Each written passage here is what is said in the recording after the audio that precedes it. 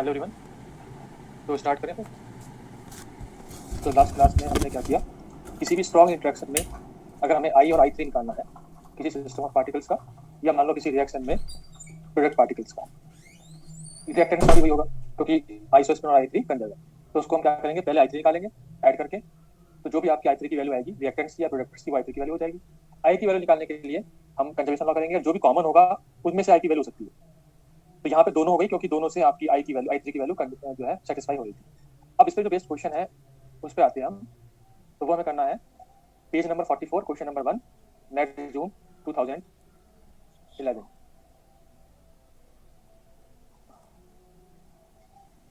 तो यहाँ पे देखो क्या लिखा है, a beam of pions is incident on a proton target giving rise to the process this assuming that the decay proceeds through strong interaction। तो इन्होंने पहले कह दिया कि strong interaction है। The total isospin I and its third component for the decay products are। तो आपको तो decay products यहाँ पे N pi प्लस और pi प्लस है, उनका I और I3 चाहिए। तो आपने सबसे पहले रिएक्शन लिखी।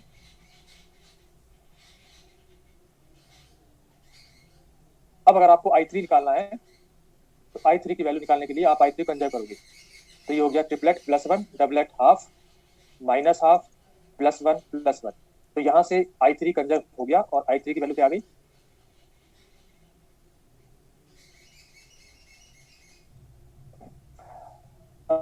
आपको दोबारा मैसेज आया होगा न्यूक्लियर का, क्योंकि क्वांटम की क्लास में उन्हें कुछ काम पड़ गया, जो भी बात, अल्टीमेटली वो क्लास कैंसिल हो गई और अब न्यूक्लियर ही चल रही है। और उसके लिए आपको शायद मैसेज मिला होगा। ठीक है, तो कोई बात नहीं, अगर क्वांटम की नहीं है तो न्यूक्लियर पढ़ लो।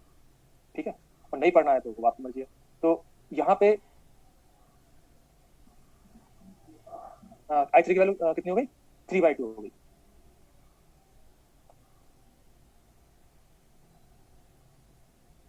अब आई की वैल्यू कैसे निकालोगे, आप लोग अपने आप करके बताओ, आई की वैल्यू क्या आ रही है आपकी, कितनी वैल्यू आ रही है और इसमें से कौन सा ऑप्शन होगा।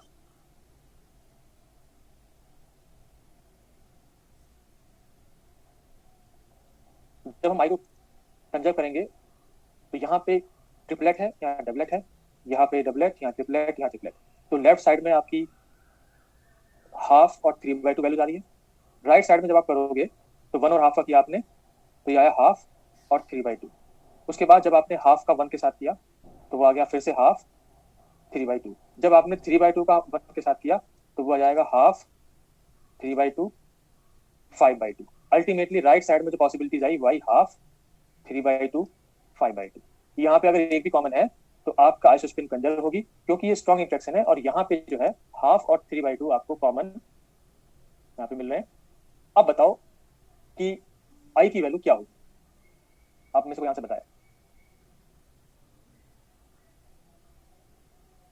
ठीक है, तो एक अभी एक स्टूडेंट का आंसर आया और बाकी लोग बताओ कोई। तो यहाँ पे किसी ने हाफ लिखा है, तो 3/2 के अभी 3 आंसर आ गए हैं और एक आंसर हाफ का आया। तो यहाँ पे सबसे पहली बात तो यह है कि आंसर 5/2 तो नहीं हो सकता क्योंकि 5/2 कॉमन नहीं है।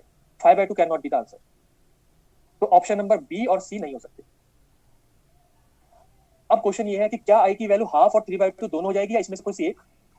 तो हम ये कह रहे हैं कि जब आपकी आई की वैल्यू हाफ है तो उससे आई थ्री की value minus half, minus I two plus I, minus half plus half I. जब आपकी आई की वैल्यू 3/2 है तो वहां से आई थ्री की वैल्यू -3/2 से +3/2 आएगी विद डिफरेंस ऑफ 1। आपको आई थ्री की वैल्यू 3/2 चाहिए, तो हाफ से आई थ्री की वैल्यू 3/2 नहीं आ रही है, जबकि 3/2 से 3/2 आ रही है। Only I equal to 3/2 satisfies I3 equal to 3/2 and therefore the value of I will be equal to 3/2 and not half। Half नहीं हो सकती क्योंकि हाफ से 3/2 सेटिस्फाई नहीं हुआ, इसलिए ऑप्शन ए हो जाएगा। तो आप में से ज्यादातर लोग आंसर सही है, ए हो जाएगा इसका आंसर। ठीक है, हाफ नहीं होगा, कुछ लोगों ने हाफ लिखा है, हाफ नहीं होगा क्योंकि हाफ से 3/2 सेटिस्फाई नहीं हो रही है। अगर दोनों से सेटिस्फाई हो जाता तो दोनों आंसर जाते, यहाँ पे एक से हो रहा तो हमने एक आंसर लगाया। तो ये हो गया, अब आगे चले।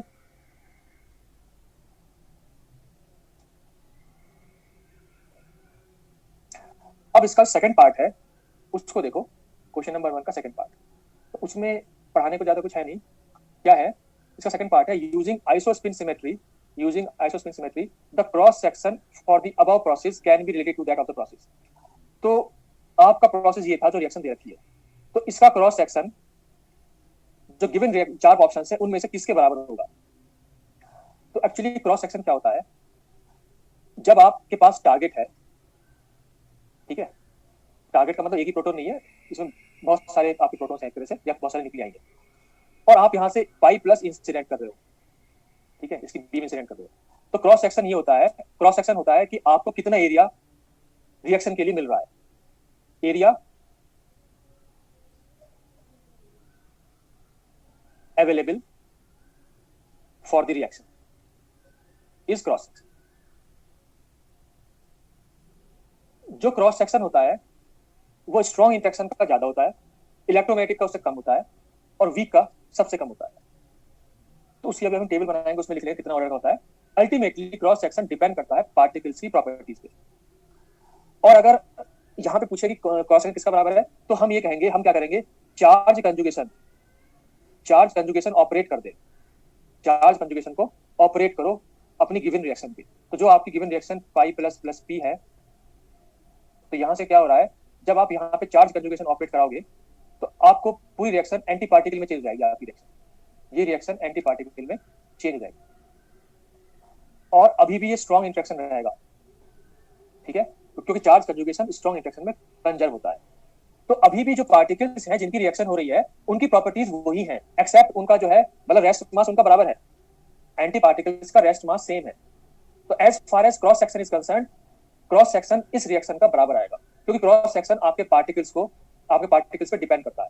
आपने पार्टिकल्स का एंटी पार्टिकल में चेंज किया जिसमें केवल चार्ज चेंज हुआ है, चार्ज वाली प्रॉपर्टीज चेंज हुई है, वैलेंस नंबर चेंज हो गया, इलेक्ट्रॉन नंबर, ये सब, लेकिन अल्टीमेटली जो प्रॉपर्टी मास वाली है जिस पे क्रॉस सेक्शन डिपेंड करता है वो चेंज नहीं हुआ है। तो आपका यहाँ पे आंसर ये हो जाएगा कि उस रिएक्शन का जो एंटी पार्टिकल्स वाली रिएक्शन है वो आंसर हो जाएगा। तो यहाँ से आंसर होगा आपका बी, जो गिवन रिएक्शन है उसके एंटी पार्टिकल्स में कन्वर्ट कर दो रिएक्शन को, तो आपका क्रॉस सेक्शन सेम रहेगा। यानी क्योंकि जो पार्टिकल एंटी पार्टिकल जिनका रिएक्शन हो रही है उनकी प्रॉपर्टीज रिएक्शन के लिए सेम है, क्रॉस सेक्शन सेम मिलेगा, और दोनों स्ट्रॉन्ग इंटरेक्शन है, सेम आएगा। यानी कि कहने का मतलब ये है, आपने एग्जाम्पल अगर हम ये देखें, मान लो आपके पास कोई वॉल है, ब्रिक की वॉल है, उस पर आपने आयरन की जो बॉल है, मतलब आयरन की जो बॉल है उसको फेंका, उसको इंसिडेंट कराया, तो उसने कुछ वॉल पे इम्पैक्ट किया, और आपके पास ब्रिक की वॉल है, तो जो भी इम्पैक्ट आया वो आपको मिला। अब अगर आपने बॉल को चेंज कर दिया, रबर की बॉल ले ली, तो इम्पैक्ट कुछ और आएगा, यानी क्रॉस सेक्शन कुछ और हो गया। अगर आपने बॉल को चेंज कर दिया, मान लो बॉल कार्डबोर्ड की ले ली, ठीक है, और बॉल आपकी आयरन की है, तो भी इम्पैक्ट डिफरेंट आएगा। तो फिर इम्पैक्ट सेम कब आएगा, जब आपके दोनों इंसिडेंट और कोलाइडिंग पार्टिकल्स यानी कि वॉल और बॉल का मटेरियल सेम हो। तो ये वही कंसेप्ट मान लो कि जो एरिया अवेलेबल है रिएक्शन के लिए वो सेम होगा अगर पार्टिकल को एंटी पार्टिकल चेंज कर दें, तो इसका आंसर बी हो जाएगा। अब ऐसा ही क्वेश्चन जो है आपका एक और है आपकी बुकलेट में, तो अब हम नेक्स्ट उस पर चलते हैं, वो है पेज नंबर 39 क्वेश्चन नंबर 3। यहाँ भी वही क्वेश्चन है, the cross section of the reactions this and this eight a given energy.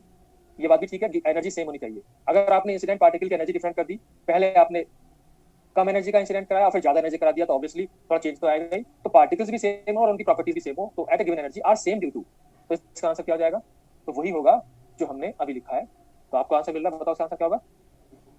Cross section same होगा अगर पार्टिकल्स और एंटी पार्टिकल्स सेम है, तो इसका आंसर ऑप्शन नंबर सी हो जाएगा। अब क्वेश्चन ये है कि अदर ऑप्शंस क्यों नहीं होंगे, अदर ऑप्शंस क्यों नहीं है। तो बैरियर नंबर कंजर्वेशन आंसर इसलिए नहीं है क्योंकि बैरियर नंबर तो हर एक रिएक्शन में कंजर्व होता है। बैरियर नंबर तो स्ट्रॉन्ग में भी कंजर्व होगा, इलेक्ट्रोमैटिक में भी होगा, वीक में भी होगा। अगर आपके पास दो रिएक्शन है, एक स्ट्रॉन्ग वाली और एक वीक वाली, आपने रिएक्शन बिल्कुल चेंज कर दी, पार्टिकल्स भी चेंज कर दिए, तो एक स्ट्रॉन्ग की है एक वीक की है, तो दोनों में क्रॉस सेक्शन डिफरेंट आएगा, क्योंकि हम पहले कह चुके हैं कि क्रॉस सेक्शन स्ट्रॉन्ग के लिए ज्यादा होता है, इलेक्ट्रोमैटिक के लिए कम होता है, और वीक के लिए सबसे कम होता है। तो वीक और स्ट्रॉन्ग में बैरियर नंबर दोनों में कंजर्व है, but cross section will be different. Similarly time reversal में क्या होगा, A plus B equal to C plus D, तो C plus D will be equal to A plus B. जब आपने ए प्लस बी की जगह सी प्लस डी कर दिया रिएक्शन में, तो सी प्लस डी हो सकता है आपको डिफरेंट रिजल्ट दे दे। और वैसे भी टाइम रिवर्सल में भी वही वाली बात है कि जो है हो सकता है कि उसमें जो है वीक और स्ट्रॉन्ग इंटरेक्शन में जो है टाइम रिवर्सल सेम आ रहा हो, मतलब कंजर्व हो रहा हो। पैरिटी भी जो है, पैरिटी भी इससे कोई रिलेशन नहीं है पैरिटी का, ठीक है। चार्ज कंजुगेशन में पार्टिकल एंटी पार्टिकल चेंज करके प्रॉपर्टी सेम, अल्टीमेटली थर्ड जो है आपके इसका आंसर होगा। अब हम आगे बढ़ रहे हैं। अब एक क्वेश्चन ये है, GATE 2020 page number 42 question number 40। इसका आंसर आप में से कोई बताए कितना होगा। पार्टिकल एक वाई है जिसका डीके होता है पाई माइनस और पाई माइनस में, तो जो पार्टिकल वाई है उसकी आइसोस्पिन कितनी होगी। इसका मतलब ये हुआ कि ये स्ट्रॉन्ग इंटरेक्शन है, लिखा हुआ है इसमें स्ट्रॉन्ग, तभी तो आइसोस्पिन आप निकालोगे, यहाँ लिखा हुआ है स्ट्रॉन्ग डीके, तो स्ट्रॉन्ग इंटरेक्शन है तो आइसोस्पिन कंजर्व हो रही होगी इसका मतलब। तो आप जो है कंजर्वेशन लॉज लगा के बताओ वाई की वैल्यू कितनी आएगी।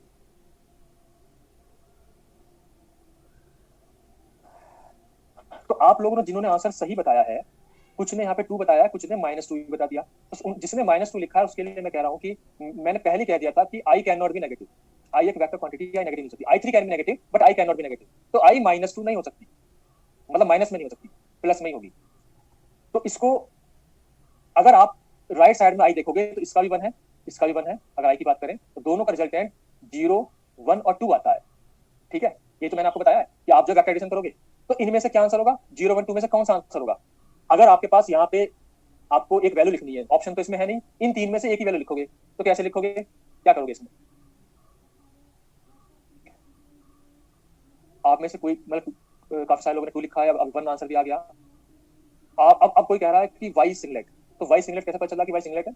वाई कोई पार्टिकल हमें पता तो है नहीं वाई सिंगलेट है कि नहीं। तो इसके लिए मैंने आपसे पहले ही कहा था कि आपको अगर आइसोस्पिन देखना है तो आइसोस्पिन मत देखो, पहले आई 3 देख लो।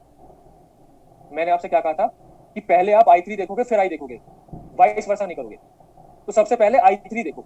तो वाई पार्टिकल का आई 3 क्या हो सकता है, तो वाई पार्टिकल का आई 3 क्या होगा, जो कि पाई माइनस और पाई माइनस का एडिशन होगा। तो -1 और -1, -2। तो जिन्होंने अभी -2 लिखा था, एक्चुअली वो वैल्यू आई 3 की थी, ना कि आई की। यहाँ पे आई पूछा है, आई 3 नहीं पूछा है। ठीक है, अब क्वेश्चन ये है कि अब ये क्वेश्चन वही हो गया कि पाई माइनस और पाई जो प्रोडक्ट्स हैं या जो रिएक्टेंट वाई है उसका आई और आई 3 क्या हो गया। तो आई 3 तो -2 हो गया। अब आई क्या होगा, जो भी 0, 1, 2 से आई 3 सेटिस्फाई कर देगा वो वाला आई होगा। ठीक है, तो जो 0 है, 1 है, 2 है, उसमें से केवल 2 सेटिस्फाई कर रहा है, इसीलिए आंसर 2 होगा। ठीक है, तो आपको हमेशा आई 3 करना है फिर आई करना। तो यहाँ पे हम कहेंगे only I equal to 2 satisfies I 3 equal to -2, इसीलिए आंसर 2 हो जाएगा, which implies I equal to 0 और 1 नहीं होंगे। तो अगर ये हो गया तो अब आगे चलें।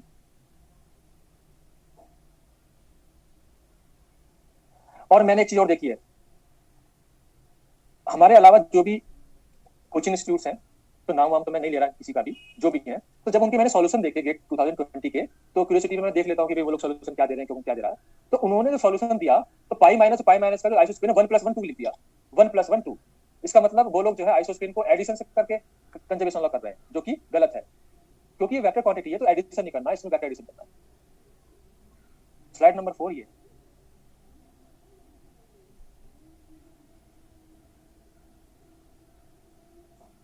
तो इसका ये हो गया। अब हम आगे बढ़ते हैं। अब आपके पास ये क्वेश्चन है, ये आप लोग एक बार लिख लो क्वेश्चन को और फिर आपको बताना है एक्स। तो ऐसा क्वेश्चन मैंने स्ट्रॉन्ग इंटरेक्शन के लिए तो आपको करा दिया कि अगर कोई स्ट्रॉन्ग इंटरेक्शन है उसमें अननोन पार्टिकल एक्स को निकालना हो तो वो निकालना आसान होता है, क्योंकि स्ट्रॉन्ग इंटरेक्शन में सभी कंजर्वेशन लॉज फॉलो होते हैं। लेकिन अगर वीक इंटरेक्शन हो तो उसमें अननोन पार्टिकल एक्स को निकालना थोड़ा सा कठिन हो जाता है। हालांकि बीटा डीके वाले जो रिएक्शंस जो क्वेश्चंस हैं उसमें तो आप इलेक्ट्रॉन नंबर करके एक्स भी निकाल लेते हो। तो यहाँ पे अगर हमें एक्स निकालना है अननोन पार्टिकल, तो उसको कैसे निकालेंगे, अब जो फोकस करना है ये क्वेश्चन, मतलब अच्छा क्वेश्चन है, ऐसे मान लीजिए। कैसे करेंगे, इसमें कंजर्वेशन लॉस करके देखेंगे कि एक्स की वैल्यू क्या आएगी। तो अगर वीक इंटरेक्शन है तो फर्स्ट स्टेट तो कंजर्व होंगे इसमें, तो पहले जो आसान वाली है उन्हें कर लेते हैं। तो चार्ज इसका 0 हो गया, इसका 0 हो गया, तो आपके एक्स पार्टिकल का जो चार्ज है वो 0 होगा। इसका मतलब आपका जो पार्टिकल है वो चार्जलेस पार्टिकल है। अब हम देखेंगे क्या पार्टिकल ये बैरियन है कि नहीं। तो ये 1 है, ये 1 है, इसका मतलब बैरियन नंबर तो ऑलरेडी कंजर्व हो रहा है। इसका मतलब जो थर्ड पार्टिकल ये एक्स है वो बैरियन नहीं है, क्योंकि बैरियन नंबर ऑलरेडी कंजर्व हो चुका है। ऑब्वियसली ये इलेक्ट्रॉन नहीं होगा, क्योंकि अगर बाकी तो इलेक्ट्रॉन नहीं है तो थर्ड इलेक्ट्रॉन कैसे हो सकता है। तो ये पार्टिकल इलेक्ट्रॉन भी नहीं है, ये फोटोन भी नहीं हो सकता, क्योंकि फोटोन इलेक्ट्रोमैग्नेटिक इंटरेक्शन के लिए होता है और यहाँ पे वीक इंटरेक्शन है, तो it can not B photon. तो अब ये बैरियन नहीं है, ये इलेक्ट्रॉन नहीं है, ये फोटोन नहीं है, इसका मतलब ये मेसॉन है। अब ये अगर मेसॉन है तो मेसॉन में भी अब हमें देखना है कि भाई मेसॉन में भी स्ट्रेंज मेसॉन है या नॉन स्ट्रेंज मेसॉन है, यानी कि उस मेसॉन का स्ट्रेंजनेस नंबर कितनी होगी वो देखना है। अब उसके लिए प्रॉब्लम यहाँ पे ये है कि स्ट्रेंजनेस नंबर कंजर्व होता नहीं है वीक इंटरेक्शन में, लेकिन हमें पता है वीक में डेल्टा एस का मॉड 1 होता है, या हम कह लें डेल्टा एस को +-1 लिख सकते हैं, रिएक्टेंट माइनस प्रोडक्ट या प्रोडक्ट माइनस रिएक्टेंट। तो अब यहाँ पे अगर हम स्ट्रेंजनेस लिखें तो स्ट्रेंजनेस इसकी -2 होती है, इसकी -1 होती है, plus S. What can be the possible values of S so that delta S is equal to +-1। तो सबसे पहले अब हम बारी बारी से करेंगे।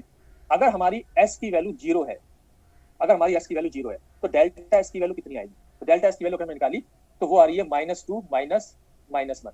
मैंने रिएक्टेंट माइनस प्रोडक्ट किया, तो प्लस माइनस ज्यादा इंपॉर्टेंट नहीं है, तो मैंने रिएक्टेंट माइनस प्रोडक्ट लिया, आप प्रोडक्ट माइनस रिएक्टेंट भी कर सकते हो। तो -2 से -1 को सब्ट्रैक्ट किया तो कितना हो गया, -1। तो -1 सेटिस्फाई हो गया, इसका मतलब एस कैन बी 0, आपका एस 0 हो सकता है। अगर मैंने एस को +1 कर दिया तो फिर डेल्टा एस कितना होगा, -2 माइनस राइट साइड में अगर एस को 1 करोगे तो टोटल एस 0 हो जाएगा, तो राइट साइड में ये हो गया -2, इसका मतलब एस कैन नॉट बी +1। अगर एस को आपने -1 कर दिया तो डेल्टा एस हो जाएगा आपका -2, और राइट साइड में भी -2 हो गया, तो -2 ये हो गया 0। तो एस तो कंजर्व कर दिया आपने, वी में कंजर्व होता नहीं है, तो ये भी नहीं हो सकता। अगर आपने एस को +2 कर दिया तो यहाँ पे डेल्टा एस हो जाएगा -2 माइनस, अब राइट साइड में अगर एस को +2 कर दोगे तो राइट साइड में वैल्यू +1 बन जाएगी, तो ये हो जाएगा आपका -3 पॉसिबल नहीं है, फॉरबिडन के लिए होता है। अगर आपने एस को -2 कर दिया तो डेल्टा एस की वैल्यू हो जाएगी -2 माइनस, राइट साइड में अगर एस को -2 करोगे तो उसकी वैल्यू हो जाएगी -3, तो यहाँ से हो जाता है +1। तो +1 पॉसिबल है, +1 पॉसिबल है, पर प्रॉब्लम ये है कि s इक्वल टू -2 वाला मैसोन आपने पढ़ा नहीं, no meson has s equal to -2, इसका मतलब कंजर्वेशन लॉस को फॉलो कर रहा है s इक्वल टू -2 से, पर कोई मैसोन s इक्वल टू -2 वाला नहीं है। कहने का मतलब ये है केवल s इक्वल टू 0 जो है ये सेटिस्फाई कर रहा है आपकी कंडीशन। तो अब कंक्लूजन ये निकल गया कि s should be equal to 0, s should be 0 for your unknown particle x। तो अब आपके पास जो मैसोन्स हैं x which is a meson, meson हो गए, तो जो 0 वाले हैं वो कौन कौन से हैं, पाई+, पाई माइनस, पाई नॉट और ईटा नॉट। अब इसमें भी आपको पता है कि q should be equal to 0, तो q अगर 0 होगा तो इसका मतलब कौन कौन से पार्टिकल रह गए, पाई नॉट और ईटा नॉट। अब मुझे आप बताओ कि पाई नॉट और ईटा नॉट इन दोनों में से कौन सा आंसर होगा, क्या दोनों पॉसिबल है या इनमें से एक पॉसिबल है, या क्या करें अब क्या करें ये बताओ। तो अब इन दोनों में से क्या कौन सा आंसर होगा, दोनों भी हो सकते हैं, एक भी हो सकता है।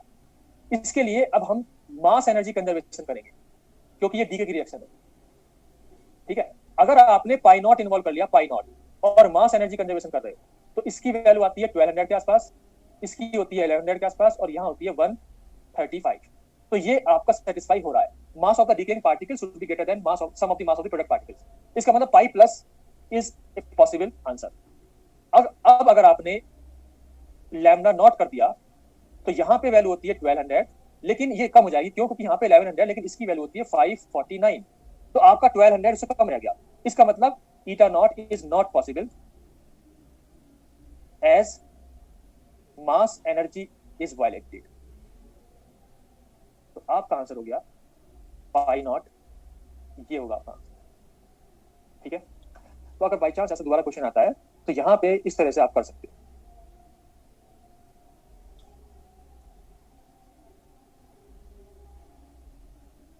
आप इसे लिख लो, और अगर लिख लिया हो तो फिर आप बता दो, हम फिर आगे चलते हैं।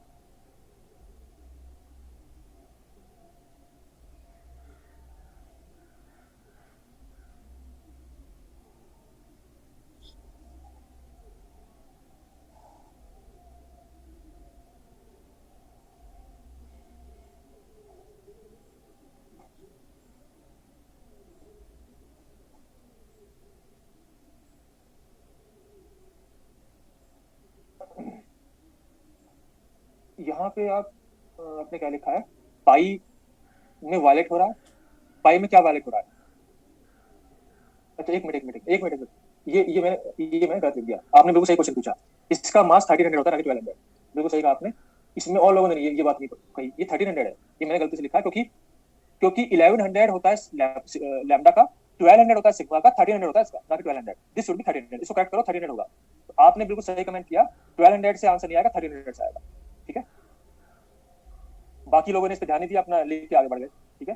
तो यहाँ गलती से लिखा गया तो आपको उस बीच में टोकना चाहिए, और इन्होंने साहिल ने सही कहा है। तो इसके जो मास है गलती से मैंने 1200 लिखा, 1300, क्योंकि मैंने आपको याद कराया लैम्डा नॉट का 1115, सिग्मा का 1200, काई का 1300, तो ये तो 1300 होगा। और अब यहाँ पे 1300 1100 प्लस 135 से ज्यादा है, ठीक है। तो इसको करेक्ट कर लो, वो 1300 हो गए। अब हम आगे बढ़ते हैं। तो अब मुझे क्या लिखना है, अब जो है एक टेबल फटाफट हम कर लेते हैं, उसके बाद हमें क्वार्क्स करने हैं, ठीक है। तो क्वार्क्स पे आने से पहले एक टेबल जो शुरू में मैंने कहा तो बाद में लिख लेंगे। तो यहाँ पे जो है टाइप्स ऑफ इंटरेक्शंस की टेबल लिखनी है, टाइप्स ऑफ इंटरेक्शन, ठीक है। तो यहाँ पे तो हम लिख रहे हैं प्रॉपर्टीज, जो भी हमारी प्रॉपर्टी होगी, यानी कि पैरामीटर होगा या पैरामीटर लिख सकते हैं। उसके बाद यहाँ पे हम लिखेंगे स्ट्रॉन्ग इंटरेक्शन में क्या होगा उसकी वैल्यू, इलेक्ट्रोमैग्नेटिक में क्या होगी, वीक में क्या होगी, और ग्रेविटेशनल में क्या होगी। ठीक है,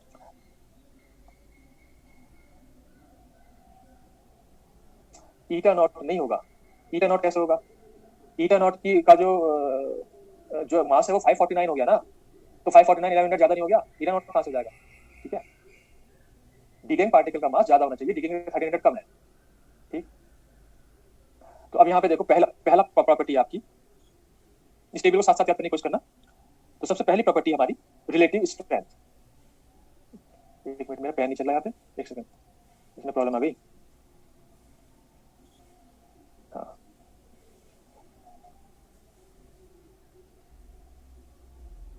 तो रिलेटिव स्ट्रेंथ में ऑलरेडी आपको लिखा चुका हूं कि स्ट्रॉन्ग की अगर हम 1 माने तो उसके मुकाबले इलेक्ट्रोमैग्नेटिक की 10⁻², वीक की 10⁻⁻13 और ग्रेविटेशनल की 10⁻⁻39। Number second point, range.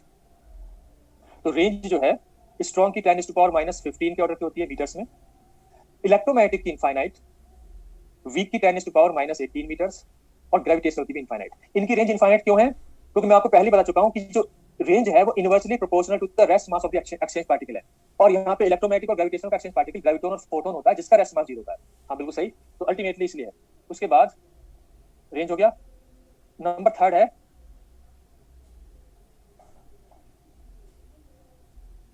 Typical time scale.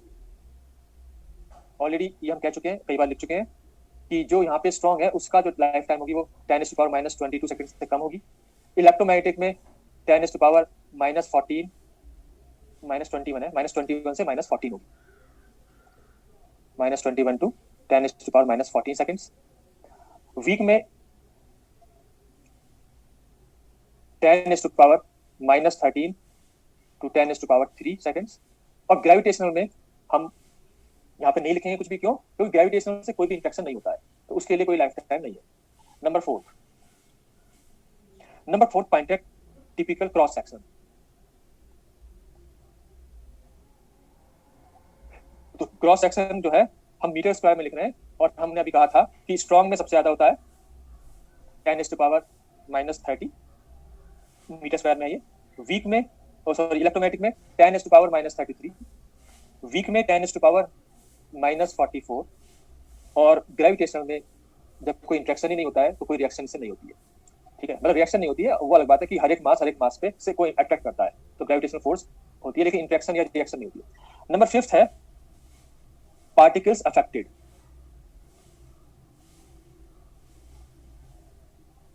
Particles affected, तो पार्टिकल्स अफेक्टेड में स्ट्रॉन्ग में आप लिख सकते हो क्वार्क्स भी हैं और हैड्रॉन्स भी हैं, और इलेक्ट्रोमैग्नेटिक में आप कह सकते हो चार्ज पार्टिकल्स।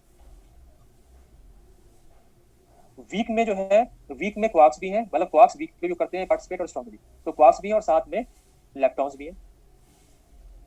और ग्रेविटेशनल में हम ये कहेंगे कि हम कह सकते हैं कि ऑल पार्टिकल्स हैविंग मास। वैसे अगर हम बात करें तो वीक इंटरेक्शन सभी पे लग जाता है। अभी हम इंटरमीडिएट वेक्टर बोसॉन्स की बात करेंगे, तो वीक में सभी पे लगता है, लग जाता है वीक, पर अगर स्ट्रॉन्ग इंटरेक्शन भी हो रहा है तो वो वीक को डोमिनेट कर देता है, या इलेक्ट्रोमैग्नेटिक है तो वीक को डोमिनेट करता है। तो ये होगा number fifth. Number six point जो है वो है particles exchange. Number six point है पार्टिकल्स एक्सचेंज, या इंटरमीडिएट पार्टिकल्स कह सकते हो। तो स्ट्रॉन्ग इंटरेक्शन में जो है अगर क्वार्क्स हैं तो ग्लूऑन्स पार्टिसिपेट करते हैं, और अगर हैड्रॉन्स हैं तो मेसॉन्स पार्टिसिपेट करते हैं।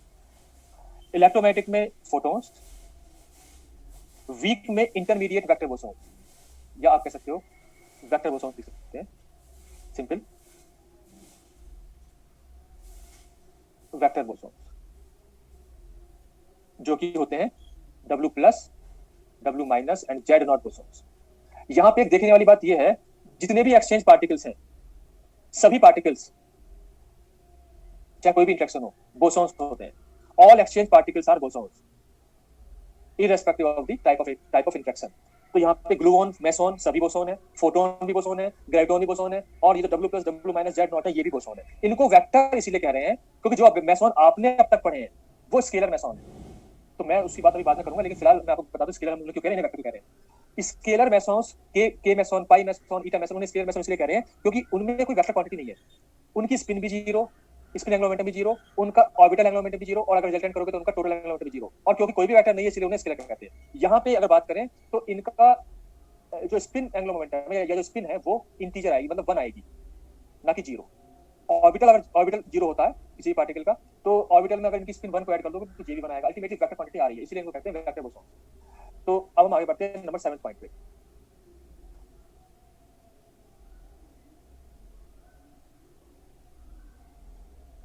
तो नंबर 7 पॉइंट है spin off the exchange particle.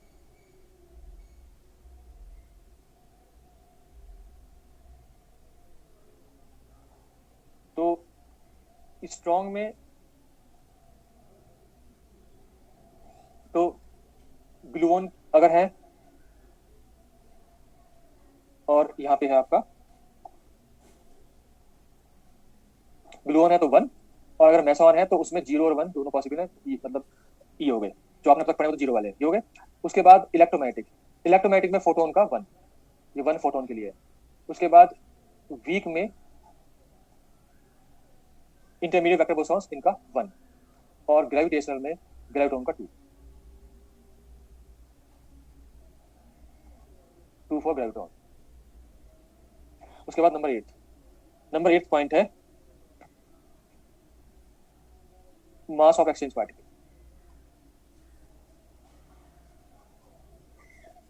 तो यहाँ पे जो मेसॉन्स है उनका जो मास होगा वो of the order of 100 MeV है। तो हमने 10 की पावर्स में लिखा है, ये एग्जैक्ट नहीं है, 10 की पावर 140 होता है, पाई प्लस पाई माइनस का, पाई नॉट का 135 होता है, तो एग्जैक्ट नहीं है, ये पावर्स में इसका ऑर्डर है। और फोटोन का 0, ग्रेविटॉन का 0, और इंटरमीडिएट वेक्टर बोसॉन्स का 100 गीगा इलेक्ट्रॉन वोल्ट, ये बहुत ज्यादा है, ठीक है, गीगा इलेक्ट्रॉन वोल्ट्स में। और तो हमें पता है कि mass of the exchange particle is inversely proportional to the range of the exchange particle, ठीक है।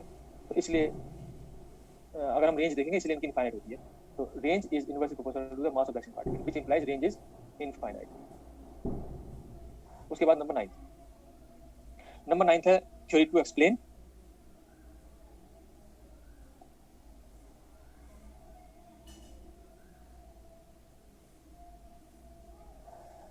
एक्चुअली बात यह है कि ग्लूऑन का मास जो है वो भी 0 होता है ऑलमोस्ट, क्योंकि वो भी वेलोसिटी ऑफ लाइट चलता है, इसका मास 0 होता है, पर फिर भी जो रेंज है वो इनफाइनाइट, मतलब क्योंकि जो ग्लूऑन्स है वो आपके हेड्रॉन्स के अंदर होते, मतलब जो एक्सचेंज, जो क्वार्क्स एक्सचेंज होते हैं उसमें ग्लूऑन होते हैं, तो इसका जो मास है वो भी 0 है, ठीक है। रेंज की अगर बात करें तो स्ट्रॉन्ग, अब ये जो कंट्राडिक्ट आप कह सकते हो कि जो स्ट्रॉन्ग फोर्स है वो शॉर्ट रेंज होती है, जबकि ग्लूऑन्स का 0 है, तो वो केवल क्वार्क्स के लिए है, बाकी जो हेड्रॉन्स है उनके लिए नहीं है, ठीक है।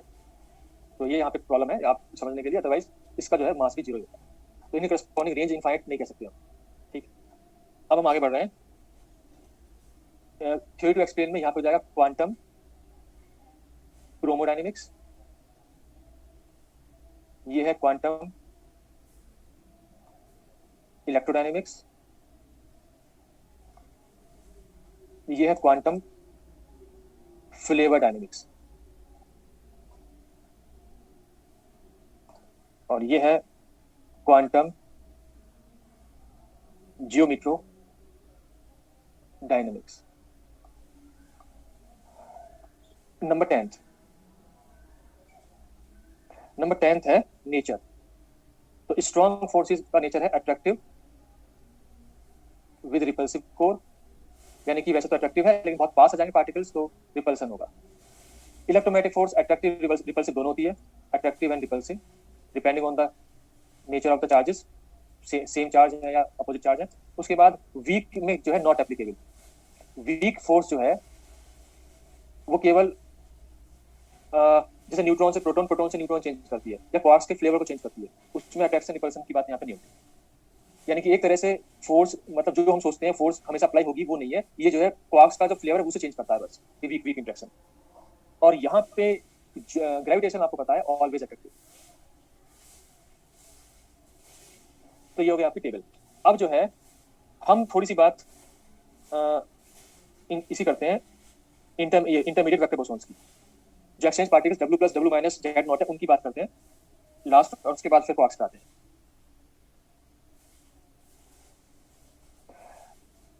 तो नेक्स्ट स्लाइड चल रहे हैं।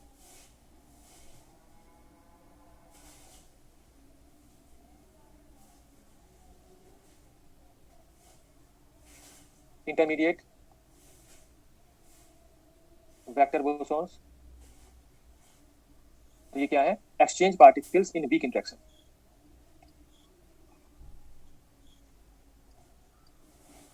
W plus, W minus and Z not. तो इनका चार्ज तो आपको पता चली गया। तो W plus minus particle anti particle है, इनकी स्पिन 1 होती है। अगर इनका मास एग्जैक्ट देखें गीगा इलेक्ट्रॉन वोल्ट अपॉन सी स्क्वायर में, तो ये हो जाएगा प्लस माइनस, सॉरी एक मिनट, तो इनका मास हो जाएगा, इनका तो होता है 80.385 और इसका होता है 91.1876। 100 से कम होता है, तो वहां पे हमने ऑर्डर लिखा था उस टेबल में 100 गीगा इलेक्ट्रॉन वोल्ट 10 की पावर 2 का ऑर्डर था, एग्जैक्ट ही होता है। और अगर हम इनकी हाफ लाइफ या लाइफ टाइम की बात करें, यानी कितने टाइम में डिके हो जाएंगे, तो इनकी लाइफ टाइम बहुत कम है। तो लाइफ टाइम आपकी है इनकी 3 × 10⁻⁻25 सेकेंड्स। ठीक है, दोनों की, तीनों की मान लो। तो इनकी लाइफ टाइम कम क्यों है, इसी ऑर्डर की कम क्यों है? क्योंकि इनका मास ज्यादा है। ठीक है, तो अगर delta E delta T equal to H cut है, तो अगर आपका डेल्टा क्या हो गया, MC स्क्वायर। अगर M लार्ज है तो ऑब्वियसली T जो है स्मॉल होगा, तो लाइफ टाइम आपकी स्मॉल होगी। ठीक है, तो कम टाइम में ही डिके हो जाता है, तो बनते ही ये डिके हो रहा है, तो अल्टीमेटली ये है। और अगर रेंज की बात करें तो डेल्टा टी क्या होता है, डेल्टा टी होता है R/C। ठीक है, तो यहाँ पे क्योंकि इनका जो डेल्टा टी है बहुत स्मॉल है, तो रेंज भी कम हो जाएगी। ठीक है, इसका मतलब रेंज भी स्मॉल होगी, R भी स्मॉल होगा। तो अगर आपने यहाँ पे ध्यान दिया हो, वी की रेंज कितनी लिखी थी हमने, तो वी की रेंज यहाँ पे नंबर 2 पॉइंट पे लिखा हुआ है, वी की जो रेंज है वो स्ट्रॉन्ग से भी कम होती है। 10 की पावर -15 के मुकाबले 10 की पावर -18 लिखी हुई है। वो रेंज कम इसलिए है कि इसका जो एक्सचेंज पार्टिकल है उसका mass exchange particle of strong interaction वाले मास से भी कम ज्यादा है। तो जितना मास ज्यादा उतनी रेंज कम, because range is inversely proportional to the mass of the exchange particle. तो क्योंकि इसकी रेंज कम है, ऑब्वियसली इसका एक्सचेंज पार्टिकल का मास ज्यादा है। अब जो है हम बात कर लेते हैं कुछ इसके रिएक्शंस की। तो होता क्या है कि यहाँ पे ये एक्सचेंज पार्टिकल्स हैं, ये वीक इंटरेक्शन में। ठीक है, तो क्या हो रहा होगा, मान लो हमारे पास बीटा माइनस डीके है, तो बीटा माइनस डीके में कोई न्यूक्लियाई है, उससे वाई बना, ठीक है, और यहाँ हो गया Z+1। तो पहले बीटा नहीं बनेगा, पहले एक्चुअली एक्सचेंज पार्टिकल होगा। ठीक है, तो एक्सचेंज पार्टिकल का मतलब पहले यहाँ पे आपका W- बन जाएगा एक्सचेंज पार्टिकल, और फिर बनते ही वो डीके हो जाएगा, और फिर जो है आपका W-, बीटा- या E- कह लो या बीटा- कह लो, तो बीटा- और एंटी न्यूट्रिनो में डीके होगा। तो इसलिए ये जो रिएक्शन आएगी वो एक्चुअली ये हो जाएगी, इसमें एक्सचेंज पार्टिकल W- हो जाएगा। सिमिलरली अगर मान लो आपका बीटा+ डीके है तो W+ हो जाएगा। ठीक है, तो अल्टीमेटली कंक्लूजन ये निकला कि जो W+, W- Z नॉट है, इनकी रिएक्शंस क्या हो गई। तो अगर इनकी डीके की रिएक्शन देखें तो रिएक्शन हो गई W+ की तो हो गई कोई इलेक्ट्रॉन और उसका न्यूट्रिनो। यहाँ पे इलेक्ट्रॉन का मतलब E+ भी हो सकता है, मतलब L का मतलब यहाँ पे क्या है, L का मतलब इलेक्ट्रॉनिक वाला, म्योनिक वाला या टॉनिक वाला। L का मतलब यहाँ पे E हो सकता है, म्यू हो सकता है और टॉ हो सकता है। सिमिलरली W- में L- होगा और उसका एंटी न्यूट्रिनो। यहाँ पे भी L की जगह आप E लिख सकते हो, इलेक्ट्रॉनिक वाला, म्योनिक वाला, टॉनिक वाला। और Z नॉट का डीके होगा वो जो है इलेक्ट्रॉन प्लस एंटी इलेक्ट्रॉन होगा, चाहे इलेक्ट्रॉनिक, म्योनिक, टॉनिक। ठीक है, तो अल्टीमेटली ये तो हो गया इनका डीके। ठीक है, और इनका जो प्रोडक्शन होता है उसमें क्वार्क्स इन्वॉल्व होते हैं प्रोडक्शन में। हालांकि मैंने क्वार्क्स अभी आपको पढ़ाया नहीं, प्रोडक्शन में क्वार्क्स इन्वॉल्व होते हैं। प्रोडक्शन में जो है क्वार्क एंटी क्वार्क एनिलेशन होता है, क्वार्क एंटी क्वार्क एनिलेशन, यानी कि एक अप क्वार्क है, एक एंटी डाउन क्वार्क है, इसका एनिलेशन होकर W+ बन रहा है। ठीक है, अगर एक हो गया डाउन क्वार्क, एक एंटी अप क्वार्क, इससे मिल गया W-। एक रिएक्शन होगी अप क्वार्क प्लस अप का एंटी पार्टिकल यानी कि एंटी अप, तो यहाँ पे Z0, या D+ एंटी डाउन, यहाँ पे Z0। इस तरह से इनके जो है रिएक्शंस होके मतलब ये जो है इन रिएक्शंस में होते हैं। ठीक है, तो इस इन्हें मतलब बहुत कॉम्प्लिकेटेड है, एक्चुअली एग्जाम में इनकी रिएक्शंस पे क्वेश्चन नहीं आते। ठीक है, तो अब हम आगे चल रहे हैं। तो ये हो गया हमारे पास टाइप्स ऑफ इंटरेक्शंस। अब हम जो है क्वार्क्स पे आते हैं।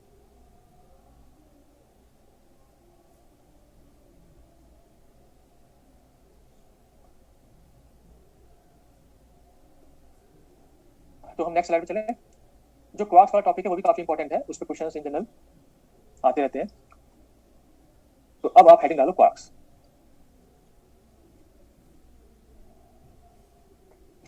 अब इस क्वार्क्स के बारे में थोड़ा सा हम कुछ लिखते हैं, कुछ पॉइंट्स लिखते हैं इसके बारे में। जो क्वार्क्स है वो भी तो एलिमेंट्री पार्टिकल्स का पार्ट है। अभी एलिमेंट्री पार्टिकल्स कहाँ पूरा हो रहा है, वो बहुत अभी टाइम लगेगा इसमें। प्रोडक्शन में मैंने कहा कि क्वार्क और एंटी क्वार्क का रिलेशन होता है, तो there are 6 type of quarks और उन्हीं के एंटी पार्टिकल्स हो जाएंगे 6 टाइप के। वो जब रिएक्ट करते हैं तो आपके W plus W minus Z not बनते हैं।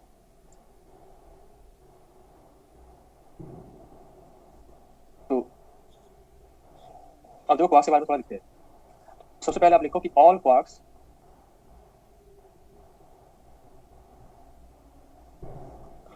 अभी तो टॉपिक्स काफी बच रहे हैं। एलिमेंट्री पार्टिकल्स के बाद टॉपिक जो है जैसे रेडियोएक्टिविटी बचा है, न्यूक्लियर फ्यूजन फिजन बचा है, और न्यूट्रॉन की प्रॉपर्टीज लिखानी है, ज्यादा डिटेल में तो नहीं पढ़ाना उसे। साइक्लोट्रॉन के कुछ क्वेश्चंस कराने हैं, ठीक है। और एक जो मैंने छोड़ दिया था वो फर्मी गैस मॉडल, वो कराना है। तो इन जनरल तो ये सिलेबस है। तो अभी एलिमेंट्री पार्टिकल्स में भी थोड़ा बच रहा है, उसे कराना है, ठीक है। तो इस पे देखो, all quarks have even parity and half spin, that is they are fermions। तो क्वार्क्स जो है फर्मी पार्टिकल्स हैं, सभी क्वार्क्स की स्पिन हाफ होगी, उनके एंटी एंटी क्वार्क की भी हाफ ही होगी, क्योंकि स्पिन सेम होती है। और हम पहले कह चुके हैं कि फर्मियंस की पैरिटी हमने इवन याद की थी, तो इनकी भी इवन है। उसके बाद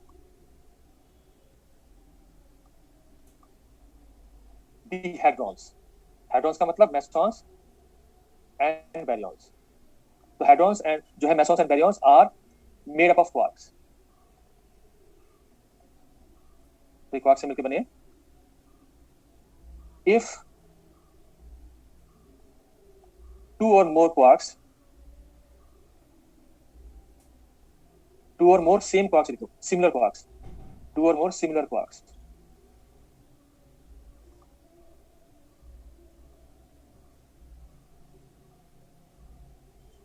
are there inside a hadron।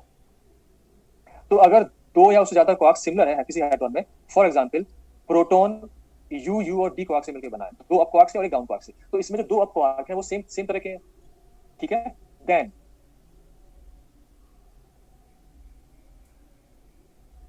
या मैं एक एग्जांपल लेता हूं ओमेगा माइनस की, इसमें जो है तीन क्वार्क तीनों यू होते हैं, ठीक है। Then they seems to violate the Pauli exclusion principle।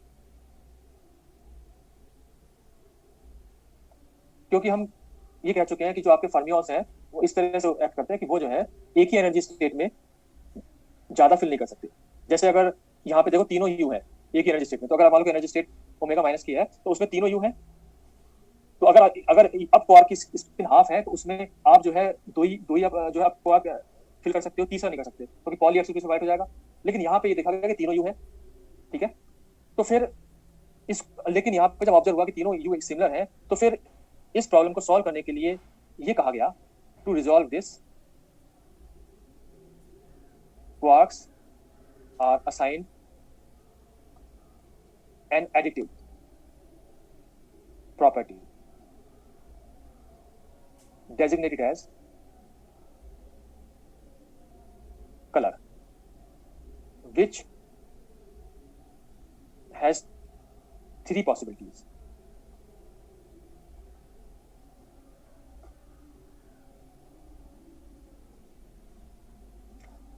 Yes, ये ऐसा ही होगा, ये ऐसा ही होगा, क्योंकि इसमें इसका स्ट्रेननेस -3 होती है, उनकी माइनस का, इसकी होगी यू यू यू। ये आपने सही कहा है, ये जो है यही होगा, ठीक है। ये मुझे ये लिखना था, लिख दिया गलती से ओमेगा, तो यहाँ पे जो है इसे करेक्ट कर लो। ओमेगा का -3 होता है स्टेननेस, तो उसमें 3 एस होंगे। डेल्टा मैंने अभी पढ़ाया नहीं है, इसीलिए इसको लिख लो चाहे ना भी लिखो, ठीक है, क्योंकि डेल्टा नॉन स्ट्रेंज होता है, इसकी स्ट्रेंज 0 होती है। तो फिलहाल इसे करेक्ट कर लो, ओमेगा -3 एस होंगे, ठीक। अब हम आगे बढ़ते हैं। तो अल्टीमेटली एक से दो से ज्यादा यहाँ पे तीनों सिमिलर क्वार्क्स हैं, तो 3 एस होंगे। इसको एक बार करेक्ट कर लो, कभी आप यहाँ पे गलती से गलत लिखा हुआ आपका, तो इसे करेक्ट कर लो, ठीक है। अब जो है यहाँ पे हम क्या कहना चाह रहे हैं कि हर एक क्वार्क को एक प्रॉपर्टी दे दी, कलर प्रॉपर्टी। और यहाँ पे ये कलर का मतलब ये है कि ये इसमें सचमुच कलर नहीं होगा, ऐसा नहीं है कि वो जो है कलर्ड हो जाएंगे, ऐसा नहीं है, एक प्रॉपर्टी है उसको कलर कह दिया, क्योंकि वो जो पिगमेंट्स की थ्योरी है उससे मैच होती है। ठीक है, तो अब यहाँ पे हम ये कह रहे हैं कि which has three possibility, red, green and blue. Thus now Pauli exclusion principle is not violated, क्योंकि हमने क्या कहा था, हमने कहा कि पॉली एक्सक्लूजन प्रिंसिपल क्या होता है कि जिसमें at least one of the quantum numbers should be different. अगर पार्टिकल्स आप फिल कर रहे हो तो कम से कम एक क्वांटम नंबर डिफरेंट हो या एक प्रॉपर्टी डिफरेंट हो। तो यहाँ पे हमने एक नई प्रॉपर्टी दे दी, तो अब अगर हम तीनों क्वार्क्स सिमिलर फिल करेंगे तो तीनों का जो कलर है वो डिफरेंट होना चाहिए, एक रेड, एक ग्रीन, एक ब्लू। तो आपने एक नई प्रॉपर्टी डिफरेंट कर दी, तो अब वो तीनों एक ही एनर्जी स्टेट में आ सकते हैं।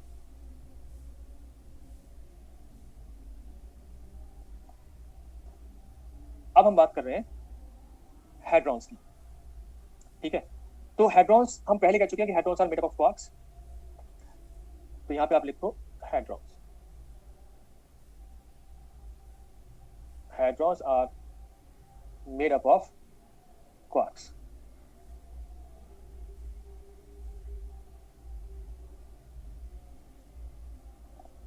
यहाँ पे एक चीज मैं और कहना चाहूंगा कि ये जो हमने ऊपर लिखा था ओमेगा माइनस को यू यू यू, अब ये मैं सोचना कि मुझे ये सब याद नहीं है ना, ये गलती से लिखे जाते हैं, ये सब याद है तो दिमाग में कुछ ना कुछ और चलता रहता है, इसीलिए जो है बहुत सारी प्रॉब्लम्स है लाइफ में, तो इसलिए ये गलती से लिखा जाता है। कभी आप सोचो कि ये जो है मैं भूल गया हूँ, ठीक है, ऐसा कुछ नहीं है। ठीक,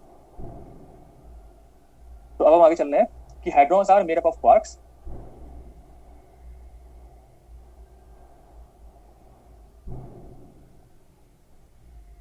द स्ट्रॉन्ग इंटरेक्शन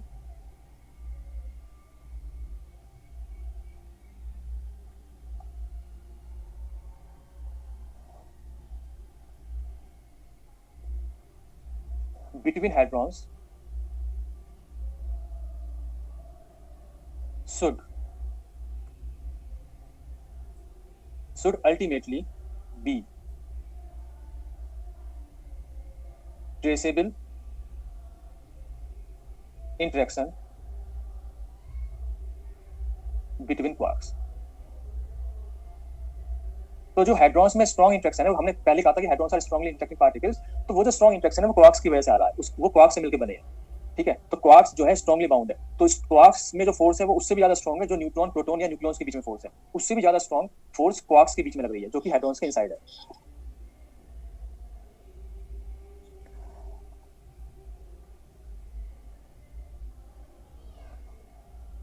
अब हम आगे चल रहे हैं, तो नेक्स्ट स्लाइड पे चलें।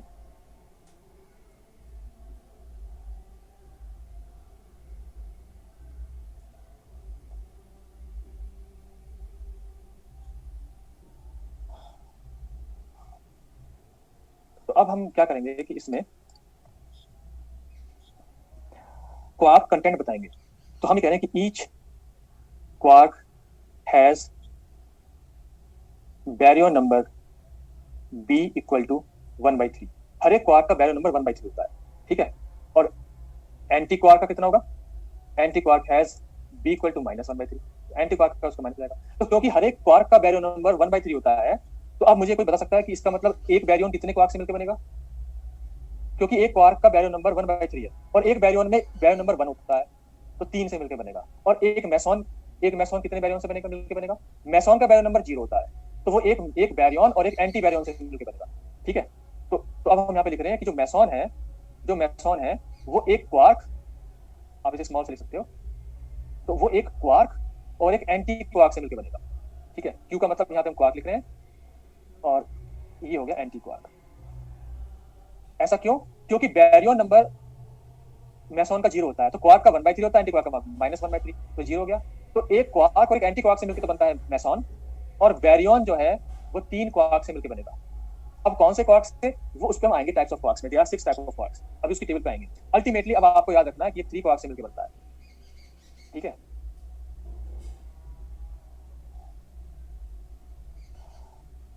अब जो है, अब हम बात करेंगे ग्लूऑन्स की, तो थोड़ा एक दो पॉइंट ग्लूऑन्स का लिख लें, क्योंकि जो पार्टिकल्स एक्सचेंज होते हैं क्वार्क्स के बीच में जो इंट्रैक्शन है उसके लिए वो ग्लूऑन्स होते हैं। तो हम यहाँ पे लिख रहे हैं gluons are exchange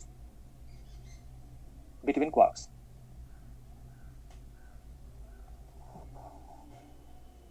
Gluons are massless. Spin one क्यों? क्योंकि ये बोसोन है और एक्सचेंज पार्टिकल सभी बोसोन होते हैं. Spin one particles travelling at a speed of light, and each carries a color and an anti color. तो जो ग्लूऑन है वो एक कलर और एक एंटी कलर से मिलकर बना है. There are 8 type of gluons.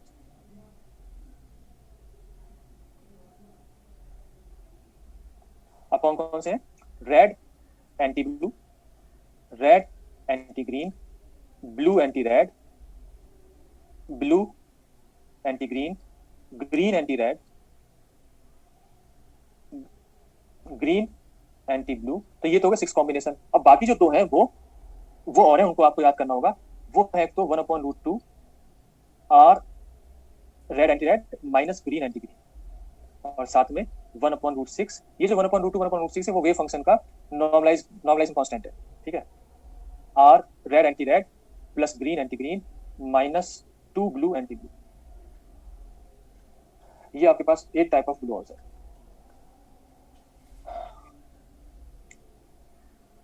अब हमें करना है कि जो क्वार्क्स हैं उनके बीच में इंटरेक्शन जो होता है उसका पोटेंशियल किस तरह का होता है.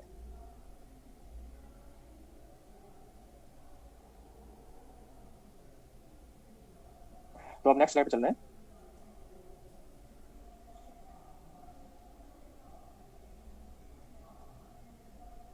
Nature of interaction.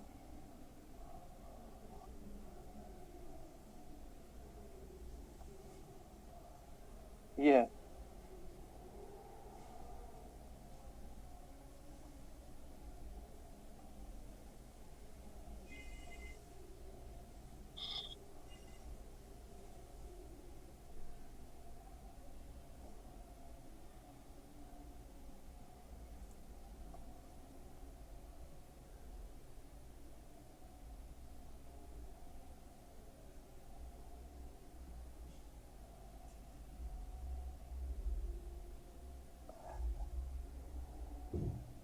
तो अब नेक्स्ट स्लाइड है आपकी ये. तो यहाँ पे हम लिख रहे हैं nature of interaction potential VR between 2 quarks inside a nucleon. Nucleon भी हाइड्रोन होता है, हाइड्रोन भी कह सकते हो आप. तो किस तरह का नेचर होता है? तो यहाँ पे जो आपका पोटेंशियल है वो आएगा आपका -A/R प्लस BR, जहाँ पे R है distance between the quarks. R is distance between quarks. A and B are constants. अगर हम इसका कर्व प्लॉट करें V वर्सेस R, तो उसकी जो शेप होगी वो कुछ इस तरह की. यानी कि जब आपका R स्मॉल है, व्हेन R इज स्मॉल, जब आपका R स्मॉल है तो आपका नेगेटिव टर्म डोमिनेट करेगी. देन नेगेटिव टर्म डोमिनेट्स, और इसलिए आपका जो कर्व है उसमें आप देखोगे जब आपका R कम है तो नेगेटिव आ रहा है. When R is large then positive term dominates. और इस तरह से आपको दिख रहा है कि जो आपका पोटेंशियल है वो लगातार बढ़ रहा है. यानी कि R के बढ़ने से आपका पोटेंशियल बढ़ेगा और आपका फोर्स बढ़ेगा. ठीक है. अल्टीमेटली कहने का मतलब ये है कि जो आपकी अट्रैक्टिव फोर्स है वो क्वार्क्स को अलग अलग नहीं होने देती है. क्वार्क्स कभी भी हेड्रॉन के बाहर आपको नहीं मिले. आप आज तक हम जो है किसी भी हेड्रॉन को जो है ब्रेक नहीं कर पाए इनटू क्वार्क्स. यानी कि प्रोटॉन आपको मिल चुका, पर आपको अप क्वार्क और डाउन क्वार्क इंडिपेंडेंटली नहीं मिलते हैं. ठीक है. तो हम ये कह रहे हैं कि quarks are always found inside hadrons and are not independently observed.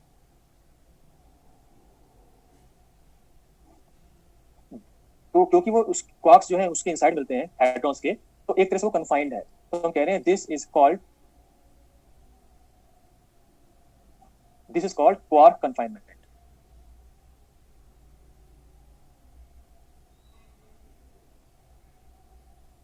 Free quarks नहीं मिले, फ्री क्वार्क्स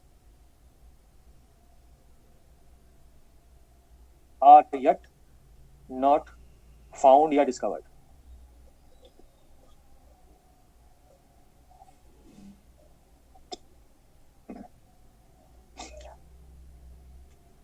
आप इसे लिख लो, फिर हम नेक्स्ट स्लाइड पे चलते हैं।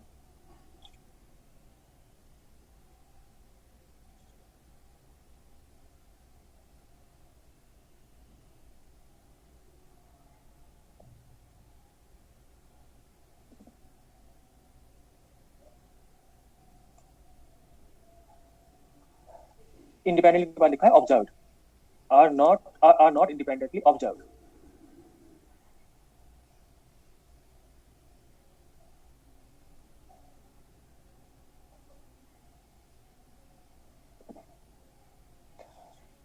नहीं, अच्छा, लार्ज आर का मतलब बहुत ज्यादा तो नहीं होगा, पर हम ये कह रहे हैं कि जितना भी हमारा डायमेंशन है हेड्रॉन की, ठीक है, उस डायमेंशन से अगर आप दूर, बिल्कुल आप जो है किसी भी हेड्रॉन की सरफेस तक पहुंचा दो दोनों क्वार्क्स को, उससे ज्यादा तो होगा नहीं डिस्टेंस, तो अगर आप उसे दूर ले जाना चाहोगे तो फोर्स इतनी स्ट्रांग हो जाएगी कि वो उसे पास ले जाएगी वापस। तो बहुत स्ट्रांग अट्रैक्टिव फोर्स है, तो उससे ज्यादा लार्ज हो भी नहीं सकती। तो अल्टीमेटली, और यहाँ पे दोनों तरह की फोर्स इसलिए है क्योंकि अगर बहुत पास आ जाएंगे क्वार्क्स तो वो एक बॉम्बार्ड करके टूट सकते हैं, तो इसीलिए नेगेटिव भी है और पॉजिटिव भी है, ठीक है। वो वो एक्चुअली वी का साइन है, वो साइन आपका वी का है, ठीक। तो यहाँ से अगर आप फोर्स निकालोगे तो वो आ जाएगा माइनस डेल वी, एक तरह से, ठीक। तो माइनस डेल वी होगा, तो जो भी आपका पॉजिटिव वाला उससे करस्पॉन्डिंग नेगेटिव आ जाएगी फोर्स, और ये करीब करीब करीब कांस्टेंट आ जाएगा करीब करीब, अगर लार्ज आर के लिए, क्योंकि क्या होगा कि ये जो है आपका स्ट्रेट लाइन से दिख रही है आपको, तो उससे करस्पॉन्डिंग जो स्लोप है वो कांस्टेंट हो जाएगी, तो फोर्स जो भी है लार्ज आर पे वो कांस्टेंट बना हुआ होगा। तो अगर फोर्स कांस्टेंट है इसका मतलब क्या है, आर के बढ़ने से भी फोर्स कम नहीं हो रही है, फोर्स लगातार कांस्टेंट है, F is constant. In general क्या होता है, अगर आप डिस्टेंस को बढ़ा रहे हो तो फोर्स कम हो जाती है, यहाँ पे ऐसा नहीं हो रहा, यहाँ आर के बढ़ने से फोर्स कांस्टेंट है, उतनी ही स्ट्रांगली जो है वो बाउंड कर रही है क्वार्क्स को, तो वो अलग अलग नहीं हो पा रहे।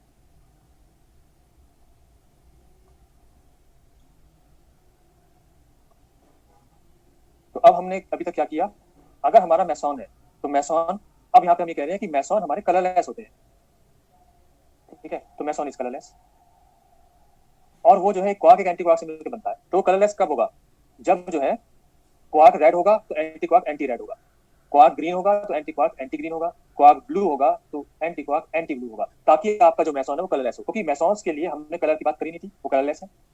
अगर हम बैरियन की बात, यानी कि उनमें कलर वाली प्रॉपर्टी नहीं है, बैरियंस की बात करें तो बैरियंस भी कलरलेस है, और वो जो है तीन क्वार्क से मिलकर बनते हैं, तो फिर इनको कलरलेस कैसे करेंगे, इसका मतलब ये जो है रेड ग्रीन और ब्लू तीनों की इक्वल, तीनों जो है क्वार्क डिफरेंट कलर के होने चाहिए, ठीक है। तो तीनों जो है जब डिफरेंट कलर के होंगे तो तीनों का कलर मिलके व्हाइट बनता है, तो कलरलेस बनता है, या आप कह सकते हो व्हाइट, इन पिगमेंट की थ्योरी में व्हाइट, ठीक है। अब हम पिगमेंट्स की थ्योरी को समझते हैं, तो इसको हमने क्वांटम क्रोमोडायनामिक्स क्यों कहा, क्रोमो का मतलब रिलेटेड टू कलर, ठीक है। तो पिगमेंट्स की थ्योरी क्या कहती है कि आपके पास थ्री प्राइमरी कलर्स होते हैं, there are three primary colours, ठीक है। रेड, जिसको आप आर से नोट कर रहे हो, ब्लू, जिसको बी से नोट कर रहे हैं, and green, these are three primary colours.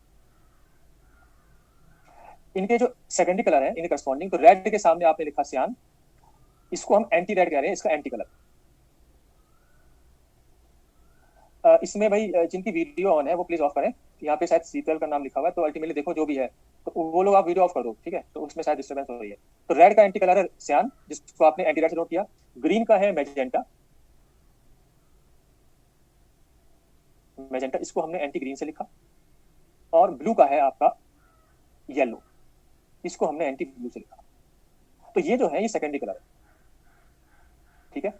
एक प्राइमरी और करस्पॉन्डिंग सेकेंडरी मिलकर व्हाइट बनता है। तो एक तो ये हो गया कि अगर आप रेड ग्रीन और ब्लू तीनों को बराबर ऐड करोगे तो आपको व्हाइट मिलेगा, व्हाइट का मतलब यहाँ पे हम कलरलेस कह रहे हैं। अगर आप रेड को और इसके करस्पॉन्डिंग एंटी, इसका सेकेंडरी कलर जिसको हम एंटी रेड कह रहे हैं, रेड के लिए आर लिखेंगे और सियान के लिए एंटी रेड, तो ये भी आपको व्हाइट मिलेगा। तो अगर आप किसी भी प्राइमरी और किसी भी सेकेंडरी कलर को बराबर मात्रा में ऐड करोगे तो वो व्हाइट मिलता है, ठीक है। इसी तरह से यहाँ पे ब्लू और येलो को आप करोगे तो आपको व्हाइट मिलेगा, और इसी तरह से ग्रीन और एंटी ग्रीन जिसको मैजेंटा कहते हैं। तो यही थ्योरी हम यहाँ पे लगा रहे हैं कि मेसॉन और बैरियन को बनाने के लिए जो क्वार्क्स हैं उनका कलर इस तरह से होना चाहिए कि वो अल्टीमेटली व्हाइट हो। तो आपने ब्लू और येलो को आपने देखा होगा, ब्लू और येलो के लिए आपने घर में क्या होता है कि जब हमारे व्हाइट क्लोथ्स होते हैं, ठीक है, तो व्हाइट क्लोथ्स जब गंदे हो जाते हैं तो इन जनरल येलो बन होते हैं वो, तो उसको वापस व्हाइट करने के लिए आप लोग नील डालते हो, ठीक है। तो वो नील इसलिए होता है कि येलो और ब्लू को मिलकर व्हाइट बन जाए वो, ठीक है। बस यहाँ पे ध्यान ये रखना होता है कि दोनों का जो क्वांटिटी है वो बराबर होनी चाहिए। अगर आपने नील ज्यादा डाल दिया तो वो फिर आपकी शर्ट व्हाइट ना होकर ब्लू हो जाएगी, ठीक है। तो उसी मात्रा में डालते हैं, तो इसके लिए ब्लू प्लस येलो मिलकर व्हाइट शर्ट हो जाती है, क्योंकि पिगमेंट्स की थ्योरी है कि एक प्राइमरी और सेकेंडरी कलर को मिलाकर व्हाइट बन जाए। अब हम आगे बढ़ रहे हैं, तो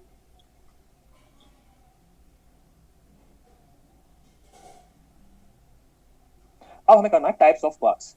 टाइप्स ऑफ क्वार्क्स, तो अब हमें लिखना है टाइप्स ऑफ क्वार्क्स। तो there are 6 type of quarks, उसकी हमें टेबल बनानी है, उस टेबल को याद करना है, उनकी प्रॉपर्टीज को याद करना है, जैसे हमने अब तक याद किया सही पार्टिकल्स की प्रॉपर्टीज को। तो अब हम नेक्स्ट स्लाइड पे चल रहे हैं।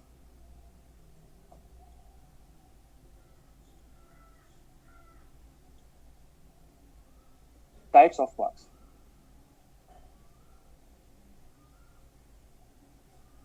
देखिए ये जो मैजेंटा और सियान है ये भी एक तरह के कलर है। जो पिगमेंट्स मतलब जो कलर्स होते हैं, ये कलर्स, ये एक तरह के कलर है, टाइप्स ऑफ कलर्स। तो यहाँ पे अपनी थ्योरी में एलिमेंट्री पार्टिकल्स में उसको हमने एंटी ग्रीन कह दिया मैजेंटा को, जबकि मैजेंटा एक डिफरेंट कलर है, उसको हम एंटी ग्रीन कह रहे हैं, ग्रीन करस्पॉन्डिंग सेकेंडरी कलर। और जो सियान है ये भी एक कलर है। तो टाइप्स ऑफ क्वार्क्स, ठीक है। तो यहाँ पे 6 टाइप ऑफ क्वार्क्स है। There are 6 types of quarks. कौन कौन से हैं? तो सबसे पहले यहाँ पे तो हम प्रॉपर्टीज लिखेंगे, ठीक है। यहाँ तो लिख लेंगे प्रॉपर्टीज या पैरामीटर्स, और यहाँ पे हम क्वार्क्स लिख रहे हैं। तो सबसे पहला क्वार्क है डाउन क्वार्क, जिसे डी से डिनोट कर रहे हैं। उसके बाद अप क्वार्क, जिसे यू से डिनोट कर रहे हैं। उसके बाद स्ट्रेंज क्वार्क, जिसे एस से डिनोट कर रहे हैं। फिर चार्म क्वार्क, सी से। फिर बॉटम क्वार्क, बी से। और लास्ट में टॉप क्वार्क, टी से। तो किसी किसी बुक में बॉटम की जगह ब्यूटी भी लिखा हुआ है, पर इन जनरल बॉटम ज्यादा फेमस है, और टॉप की जगह ट्रूथ भी आप कह सकते हो, लेकिन टॉप ज्यादा फेमस है। तो ये हो गया आपके टाइप्स ऑफ क्वार्क्स। अब इनकी अगर प्रॉपर्टीज लिखें तो सबसे पहले हम लिखेंगे मास, गीगा इलेक्ट्रॉन वोल्ट अपॉन सी स्क्वायर की टर्म्स में। तो यहाँ पे 0.3, 0.3, 0.5, 1.5, 4.3, और यहाँ पे लास्ट में 174 है, जो कि बहुत ज्यादा है, बहुत हैवी है वो 174। उसके बाद चार्ज।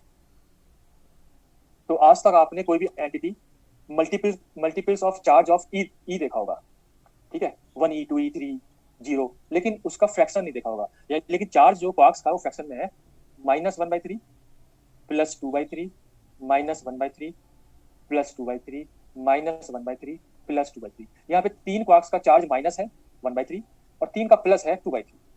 अगर इसको हम याद करें तो हम ऐसा कर सकते हैं कि जो डाउन है, जो अजीब सा है, स्ट्रेंज है, और जो बॉटम है, बॉटम का मतलब भी डाउन ही है एक तरह से, तो जो तीनों जो है डाउन, बॉटम और स्ट्रेंज, वो नेगेटिव है, और जो आपको इसमें अच्छे से लग रहे हैं अप, चार्म, टॉप, उनका पॉजिटिव है, ठीक है, याद करने के लिए। तो अल्टीमेटली आपने याद किया 3 का -1/3 और 3 का +2/3।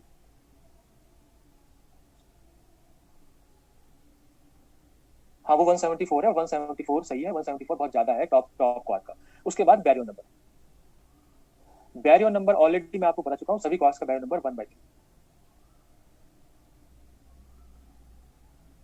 उसके बाद आइसोस्पिन और थर्ड कंपोनेंट, आइसोस्पिन और उसका थर्ड कंपोनेंट। तो इसमें डाउन और अप क्वार्क को आप डबलेट की तरह से बिहेव करोगे, डबलेट। इनका जो मास है वो भी ऑलमोस्ट बराबर है, और डबलेट, और बाकी सब सिंगलेट है। तो डबलेट के लिए 2i + 1 = 2, i = ½ सिंगलेट के लिए 2i + 1 = 1, i = 0। और third component according to charge, third component singlet वालों का तो 0 ही होगा, लेकिन यहाँ पे एक को देंगे आप प्लस हाफ, एक को minus half, according to charge. तो प्लस वाले को प्लस आप दे दो जिसका चार्ज प्लस है, प्लस 2/3 वाले को प्लस दे दो और -1/3 वाले को माइनस दे दो। तो आपने जो है थर्ड कंपोनेंट लिख लिया। अब यहाँ पे 3 पैरामीटर्स और हैं और वो हैं, बल्कि 4 हो गए, स्ट्रेंजनेस नंबर। तो स्ट्रेंजनेस तो आपने पहले ही पढ़ रखा है। स्ट्रेंजनेस नंबर इसको हम ऐसे डिनोट कर रहे हैं, ये केवल स्ट्रेंज पार्टिकल का है -1, बाकी सबका 0। सिर्फ स्ट्रेंज क्वार्क का स्ट्रेंजनेस -1 होगी, बाकी सब की 0 होगी। उसके बाद 4 नंबर केवल चार्म क्वार्क का होगा, बाकी सबका 0, चार्म क्वार्क का +1। उसके बाद बॉटम नंबर को हम स्मॉल बी से डिनोट कर रहे हैं, क्योंकि कैपिटल बी को आपने वैल्यू नंबर लिखा तो स्मॉल बी से आपने बॉटम नंबर लिखा। बॉटम नंबर केवल बॉटम क्वार्क का होगा -1, बाकी सभी क्वार्क्स का 0। एंड लास्टली टॉप नंबर केवल टॉप क्वार्क का है, वो है +1। और जिस तरह से मैसॉन नंबर नहीं होता, उसको इन्वॉल्व करने की जरूरत नहीं पड़ी थ्योरीज में, उसी तरह से डाउन नंबर और अप नंबर भी नहीं होता। ठीक है, तो ये आपने टेबल एक तरह से याद करने की कोशिश करो इसे। यहाँ पे थर्ड कंपोनेंट और आइसोस्पिन, डबलेट और सिंगलेट से हो गया। स्ट्रेंजनेस केवल स्ट्रेंज क्वार्क का -1, चार्म नंबर केवल चार्म का +1, बॉटम नंबर -1 बॉटम का, टॉप नंबर +1 टॉप का। अब क्या करना है कि जिस तरह से आपका जेलमैन निशिजिमा फॉर्मूला है उन पार्टिकल्स के लिए जो आपने पहले पढ़ रखे हैं, इसी तरह से क्वार्क्स को इन्वॉल्व करने के लिए charm number, bottom number, top number को इन्वॉल्व करने के लिए इस जेलमैन फॉर्मूले को एक्सटेंड कर दिया है और उसमें charm number, bottom number, top number involve कर दिए। तो उसको हमने कह दिया एक्सटेंडेड जेलमैन निशिजिमा फॉर्मूला। उससे ये फायदा है कि बाई चांस आप इसमें से कोई पैरामीटर भूल जाओ तो उस फॉर्मूले से आप निकाल सकते हो। तो ये अगर लिख लिया हो तो मुझे बता देना, हम नेक्स्ट स्लाइड पे चलें।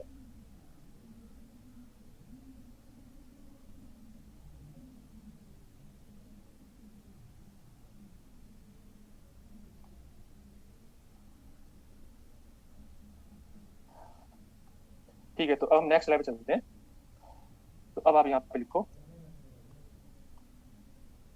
एक सेकंड,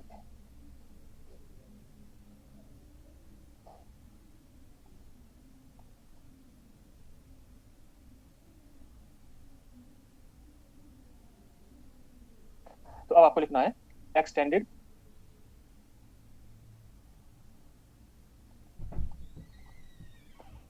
जेलमैन निशिजिमा फॉर्मूला। तो जो पहला फॉर्मूला था वो क्या था, जो एक्सटेंडेड नहीं था, Q = I3 B + S/2, value number strangeness number था। अब अगर आपने उसको एक्सटेंड कर दिया तो अब क्या है, I3 + B + S + charm number + bottom number + top number /2। तो बाकी सबको भी ऐड कर दिया। तो ये किसी भी पार्टिकल के लिए ये फॉर्मूला वैलिड है, किसी भी क्वार्क के लिए, बल्कि पुराने पार्टिकल्स के लिए भी, क्योंकि पुराने वाले पार्टिकल्स में charm number, bottom number, top number 0 होते हैं तो वो 0 हो जाएंगे। अब अगर मान लो आपको चार्म क्वार्क के लिए चार्म क्वार्क का चार्म नंबर चाहिए, जो कि +1 होता है, पर मान लो हम भूल गए कि +1 है कि -1 है, तो उसे कैसे करेंगे? तो आप क्या करो, चार्म क्वार्क का चार्ज लिखो +2/3, उसका थर्ड कंपोनेंट 0 क्योंकि वो सिंगलेट है, उसका बैरल नंबर 1/3 क्योंकि सभी का 1/3 होता है, क्योंकि वो स्ट्रेंज क्वार्क नहीं है, स्ट्रेंज है 0।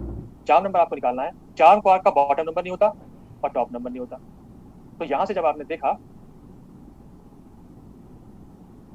एक मिनट, ये कुछ गलती तो नहीं कर रहा? ठीक है, तो अल्टीमेटली क्या आंसर आ गया, C = 4/3 - 1/3, यानी कि 1 आ गया। तो इस तरह से आप किसी भी क्वार्क के लिए अननोन पैरामीटर निकाल सकते हो, बाई चांस आप कोई भूल गए हो तो। ठीक है, अब हमें क्या करना है, अब एक टेबल और लिखनी है, वो है, तो अब हमें क्या करना है, ट्रूली फंडामेंटल पार्टिकल्स लिखने हैं कि जो हमारे हेड्रॉन्स हैं, क्योंकि वो क्वार्क से मिलकर बने हैं, तो वो ट्रूली फंडामेंटल पार्टिकल नहीं है, क्योंकि वो तो क्वार्क से मिलकर बने, उनमें इंटरनल स्ट्रक्चर है। तो जो किसी से भी मिलकर ना बना हो, वो ट्रूली फंडामेंटल पार्टिकल्स या फंडामेंटल पार्टिकल्स कह लो, ट्रूली एलिमेंट्री पार्टिकल्स कह लो। तो अब हम एक एलिमेंट्री पार्टिकल्स, जो ट्रूली एलिमेंट्री पार्टिकल्स है, उनमें जो पार्टिकल्स इन्वॉल्व है, उसकी टेबल बनाना चाह रहे हैं। तो अब नेक्स्ट स्लाइड पे चलते हैं।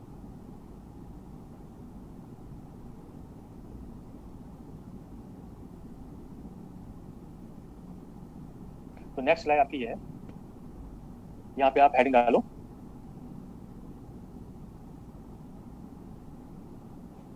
फंडामेंटल पार्टिकल्स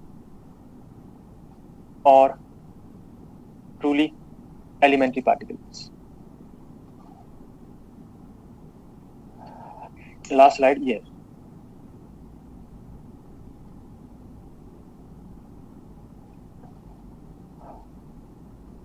ठीक है, तो अब नेक्स्ट स्लाइड में आपको लिखना है truly elementary particles.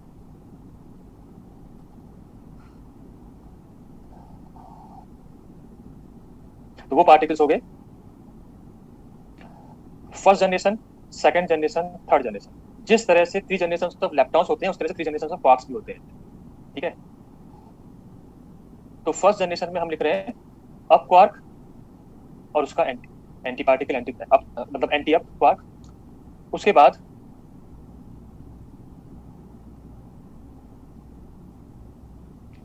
Second generation में, कहने का मतलब यह है कि जो क्वार्क्स हैं वो टूली फंडामेंटल पार्टिकल्स हैं। सेकंड जनरेशन में चार्म, फर्स्ट वाले में, बल्कि फर्स्ट वाला पूरा कर लेते हैं, फर्स्ट वाले में डाउन और एंटी डाउन भी है, तो फर्स्ट वाले में ये हो गया। ये तो हो गया आपके quarks first generation. Second generation of quarks कौन से हो गए? चार्म वाले और स्ट्रेंज वाले। थर्ड जनरेशन में हो गए टॉप वाले और बॉटम वाले। ये आपके हो गए 3 जनरेशन ऑफ, 3 जनरेशन या 3 फ्लेवर्स कह सकते हो कि फ्लेवर डायनेमिक्स फ्लेवर्स हैं ये, 3 जनरेशन से 3 फ्लेवर्स ऑफ क्वार्क्स। अब हम कह सकते हैं कि 3 जनरेशन ऑफ लेप्टॉन्स, वो भी टूली फंडामेंटल पार्टिकल्स हैं, वो भी किसी और से मिलकर नहीं बनते हैं। तो इसमें हो गया इलेक्ट्रॉन, उसका एंटी पार्टिकल, न्यूट्रिनो, उसका anti particle. Second generation mu minus and there neutrinos, anti neutrino, tau minus, tau plus, उनका न्यूट्रिनो, उनका एंटी न्यूट्रिनो। ठीक है, ये तो हो गया आपके पास 3 generation of quarks and anti quarks. उसके अलावा कौन से हैं? उसके अलावा एक्सचेंज पार्टिकल्स। जो एक्सचेंज पार्टिकल्स हैं वो भी ट्रूली फंडामेंटल पार्टिकल्स। वो कौन कौन से हैं? Gluon,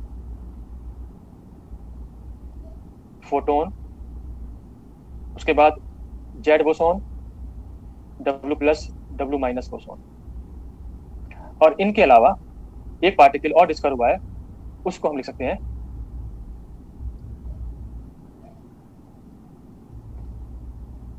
Higgs boson. एच से आप, यानी कि जो लार्ज हाइड्रोजन कोलाइडर का जो एक्सपेरिमेंट था उससे हिग्स बोसोन आप कह सकते हो। ये भी टूली फंडामेंटल है। तो ये सब पार्टिकल्स आपके फंडामेंटल पार्टिकल्स हैं जो किसी और से मिलकर नहीं बने। उसके अलावा सभी हेड्रॉन्स हैं, मेसॉन्स या बैरियॉन्स, जो क्वार्क से मिलकर बने। अब हमें जो है लिखना है क्वार्क मॉडल या क्वार्क स्ट्रक्चर। तो किसी भी पार्टिकल का क्वार्क स्ट्रक्चर कैसे बताओगे? यानी कि हम कैसे बताएं कि मान लो पाई प्लस है, तो कि पाई प्लस किस किस क्वार्क से मिलकर बना है ये बताना है। तो वो उसका क्वार्क कंटेंट या क्वार्क स्ट्रक्चर हो गया। अगर हमसे पूछे कि प्रोटॉन किस किस क्वार्क से मिलकर बना है, हमसे पूछे जो हाइपरॉन्स है वो किस किस क्वार्क से मिलकर बने, इसमें आप प्रॉब्लम ये है कि चलो एक काम करते हैं, ग्रेविटॉन भी लिख लेते हैं। ठीक है, प्रॉब्लम ये है कि ग्रेविटॉन अभी तक डिस्कवर नहीं हुआ है, वो हाइपोथेटिकल पार्टिकल है। ग्रेविटॉन भी आप लिख सकते हो, but still it is hypothetical particle. ठीक है, तो इन जनरल इसकी डिस्कवरी नहीं हो पाई। ये कह देते हैं कि ग्रेविटेशनल इंटरेक्शन में ग्रेविटॉन्स एक्सचेंज हो रहे हो, कि बिना एक्सचेंज के इंटरेक्शन होना नहीं चाहिए, तो इसलिए ग्रेविटॉन आप लिख सकते हो। अगर बाई चांस ऑप्शन में आ जाए तो ग्रेविटॉन भी फंडामेंटल पार्टिकल होगा।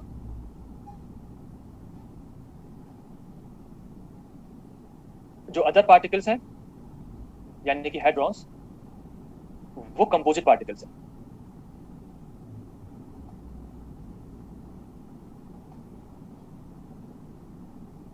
Higgs boson, actually Higgs boson जो हमारा जेनेवा में जो स्विट्जरलैंड में जो अभी कुछ सालों पहले एक्सपेरिमेंट हुआ था लार्ज हाइड्रोजन कोलाइडर वाला, उसमें बहुत बड़ा सर्किल बनाया गया, मतलब टनल बनाई गई है, तो उसमें जो रिएक्शंस हो रही हैं तो वहां पे हिग्स बोसोन डिस्कवर हुआ है, तो उसको लिखा है यहाँ पे। उसकी प्रॉपर्टीज वगैरह सब लिखने की जरूरत नहीं है, उसको क्वेश्चन इन जनरल आता नहीं है। हाँ, गॉड पार्टिकल भी कह सकते हैं, बिल्कुल सही कह रहे हो। तो अब हम आगे बढ़ते हैं। तो अब हमें करना है, ये इंपॉर्टेंट है एग्जाम के पॉइंट ऑफ व्यू से, कि इनका क्वार्क कंटेंट या क्वार्क स्ट्रक्चर।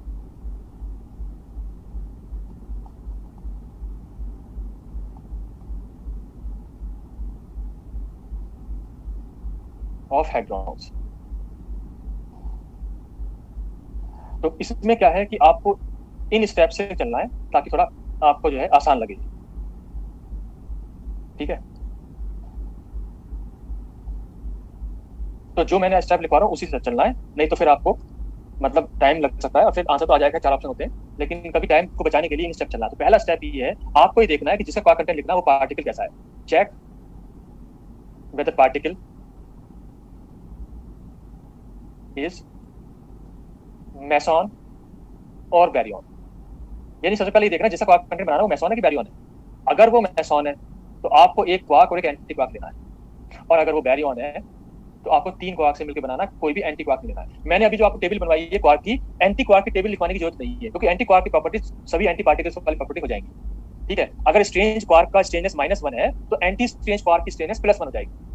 अगर चार्म क्वार्क का चार्म नंबर +1 है तो एंटी चार्म का चार्म नंबर -1 हो जाएगा। अगर यू अप क्वार्क का चार्ज +2/3 है तो एंटी अप का -2/3 हो जाएगा। तो इस तरह से आप पार्टिकल एंटी पार्टिकल रिलेशन आपको याद है।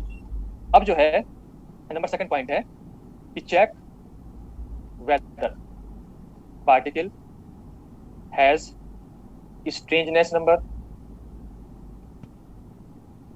Charm number. अभी तक हमने कोई पार्टिकल ऐसे नहीं पढ़े जिसमें charm number, bottom number, top number हो, पर ऐसे पार्टिकल्स भी होते हैं। ठीक है, तो अगर किसी पार्टिकल, मान लो उसने एग्जाम में the particle X has charm number equal to +1, ठीक है, तो उसका क्वार्क कंटेंट बनाना है ऐसा कुछ, तो इसीलिए पार्टिकल्स हमें पता नहीं है पर वो पार्टिकल एक्स कह सकता है। तो अगर किसी पार्टिकल का चार्म नंबर, स्ट्रेननेस नंबर है, चार्म नंबर है, बॉटम नंबर है, ठीक है, या टॉप नंबर है, तो क्या करोगे? तो इफ यस, अगर ऐसा है, then first conserve these numbers, तो पहले इन्हीं को कंजर्व करो। अगर मान लो प्रोटॉन है तो प्रोटॉन में स्ट्रेननेस नहीं होती है तो उसमें ऐसा आएगा नहीं। लेकिन मान लो लैम्डा नॉट है तो लैम्डा नॉट की स्ट्रेननेस -1 होती है, तो पहले उसको पहले स्ट्रेननेस नंबर कंफर्म करो कि -1 करने के लिए कौन सा क्वार्क ले, तो -1 करने के लिए एक स्ट्रेंज क्वार्क ले लोगे, तो पहले उसको कंजर्व कर दो। ठीक है, किसी की स्ट्रेननेस -2 हो तो दो स्ट्रेंज क्वार्क लोगे, इस तरह से करेंगे। तो पहले इन नंबर्स को कंजर्व कर दो by taking appropriate quarks, by taking appropriate quarks.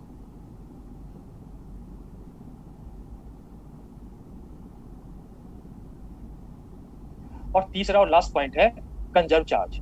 Charge सबसे आसान लगता है पर उसको पहले नहीं करना, उसको नंबर 3 पे करना है, कंजर्व चार्ज। ठीक है, अगर आपको एंटी बैरियन के लिए करना हो तो जो भी बैरियन है उसके जो भी क्वार्क्स हैं उसी वाले बैरियन का एंटी बैरियन करना है, तो उन्हीं क्वार्क्स को एंटी कर दो, तो वो एंटी बैरियन का क्वार्क कंटेंट जाएगा। अब जो है मैं कुछ एग्जांपल, 2-3 एग्जांपल आपको बताता हूँ कि कैसे करना है, बाकी हम नेक्स्ट क्लास में करेंगे क्योंकि टाइम कम है। ठीक है, तो कुछ एग्जांपल्स में आपको बताता हूँ कि कुछ एग्जांपल्स में हम क्वार्क कंटेंट कैसे बनाएंगे। तो अब नेक्स्ट स्लाइड पे हम चलते हैं।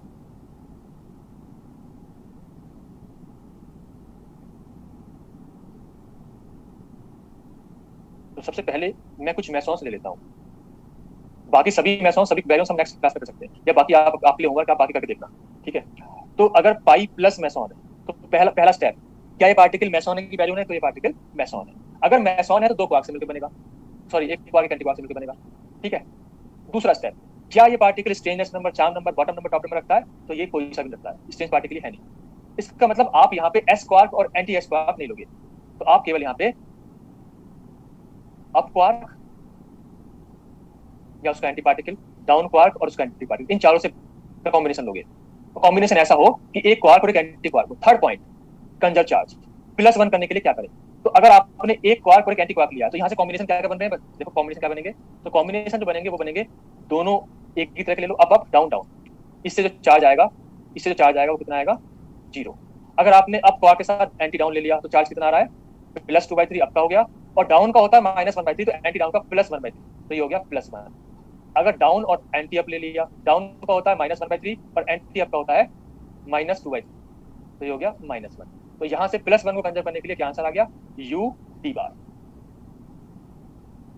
बार।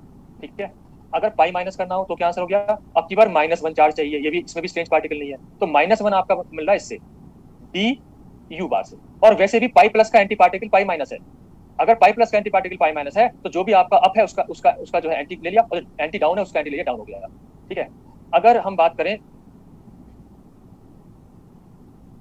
मान लो K प्लस की, तो K प्लस क्या है? मेसॉन है, तो एक क्वार्क एक एंटी क्वार्क से मिलकर बनेगा। दूसरा पॉइंट, इसकी स्ट्रेंजनेस कितनी है? +1। अगर स्ट्रेंजनेस +1 है तो सबसे पहले कंजर्व स्ट्रेंजनेस को कंजर्व करने के लिए कौन सा क्वार्क ले? +1 करने के लिए आप बताओ, आप मुझको बताए +1 करने के लिए क्या लें? हाँ, S आंसर नहीं है, S बार है। ठीक है, क्योंकि जो स्ट्रेंज क्वार्क है उसकी स्ट्रेंज क्वार्क की स्ट्रेंजनेस जो है, स्ट्रेंजनेस नंबर -1 होता है, एंटी स्ट्रेंज का होता है +1, तो आपको एक एंटी स्ट्रेंज लेना है, आपको लेना है एक एंटी स्ट्रेंज। और इसी और मैं बताऊं आपको, यहाँ पे DU बार लिख लो या U बार D लिख लो, कोई दिक्कत नहीं है, पहले आप एंटी लिख सकते हो, बाद में क्वार्क लिख सकते हो। तो यहाँ पे मैंने एक एंटी S ले लिया जिसकी स्ट्रेंजनेस +1 होती है। Number 3 point, conserve charge. आपके पास +1 चार्ज है, आप S बार का कितना चार्ज दे चुके? S का चार्ज होता है -1/3, S बार का हो गया अगर मैं चार्ज लिखूं तो चार्ज जो है यू का होता है +2/3, डी का और एस का होता है -1/3। फिर यू बार का, डी बार का और एस बार का इनका अपोजिट हो जाएगा -2/3, +1/3 और +1/3। तो यहाँ पे एस बार का आपने कितना चार्ज ले लिया? +1/3। कितना और ले कि +1 हो जाए? +2/3 और ले, तो +2/3 के लिए क्या आ गया? यू। तो आंसर हो गया यू एस बार। उसके बाद कोई दूसरा एग्जाम्पल ले लूं मैं, मान लो के नॉट बार। तो के नॉट बार का एस हो गया -1। -1 के लिए क्या लें? एस ले लेंगे। चार्ज कितना लेना आपको? 0। एस का चार्ज कितना है? -1/3। कितना और लें कि 0 हो जाए? +1/3 ले लें तो 0 हो जाए। अब आप यहाँ पे क्या लिखोगे? आप एक क्वार्क ले चुके हो तो एंटी क्वार्क लेना है। तो कौन सा क्या हो जाएगा आपका? एंटी क्वार्क, और वो भी ऐसा जिसकी स्टेनलेस ना हो। वो भी स्टेनलेस आप कंसिडर कर चुके, तो यहाँ पे हो जाएगा डी बार, एस डी बार। ठीक है। जो आपके के माइनस है और के नॉट है वो इन दोनों के अपोजिट हो जाएंगे, यानी कि के माइनस का हो जाएगा एस यू बार और के नॉट का हो जाएगा डी एस बार। ठीक है। अब यहाँ पे मेसॉन्स में केवल 2 ही पार्टिकल बचे, हमने सारी कर लिए। तो 2 पार्टिकल कौन से बचे? वाई नॉट और ईटा नॉट। इन दोनों की स्ट्रेननेस 0 है और इन दोनों का चार्ज भी 0 है। चार्ज जो 0 है वो किससे आएगा? चार्ज 0 आ रहा है आपका यू बार से और डी डी बार से, और स्ट्रेननेस यहाँ पे इन्वॉल्व करोगे नहीं क्योंकि इनका स्ट्रेननेस 0 है। तो यहाँ पे क्या होगा? यू बार। तो आंसर यहाँ पे क्या हो जाएगा? यू बार या डी डी बार। ठीक है, ये हो जाएगा। या अगर एग्जैक्ट आंसर लिखें तो आपको बुक्स में इनका लीनियर कॉम्बिनेशन भी मिलेगा। तो लीनियर कॉम्बिनेशन अगर हम लिखें तो पाई नॉट का हो जाएगा आपका 1/√2 you bar plus D D बार। ये ट्रिपलेट है और ट्रिपलेट के लिए बीच में प्लस आएगा। ईटा नॉट सिंगलेट है, इसमें बीच में माइनस आएगा। तो ये हो जाएगा और you bar minus D D बार। तो ये हो गया आपका जो मेसॉन्स है उनका क्वार्क कंटेंट। अब हमें लिखना है, इसका ध्यान रखना, ये दोनों आंसर भी सही है और बाकी यू बार डी बार ये भी सही है। ठीक है। अब बैरियंस की बात करें तो नेक्स्ट स्लाइड पे बैरियंस पे चलते हैं और वो लास्ट हो जाएगा। बैरियंस में भी 1 मिनट लगेगा, उसको पूरा कर लेते हैं। ठीक है।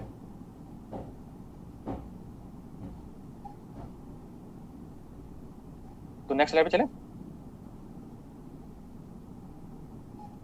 एक स्लाइड बैक, एक मिनट, एक स्लाइड बैक ये है। अभी रुक जाओ, अभी मैं लेक्चर पूरा नहीं हुआ, मैं अभी जो है बैरियंस को कर लेते हैं। 1 मिनट।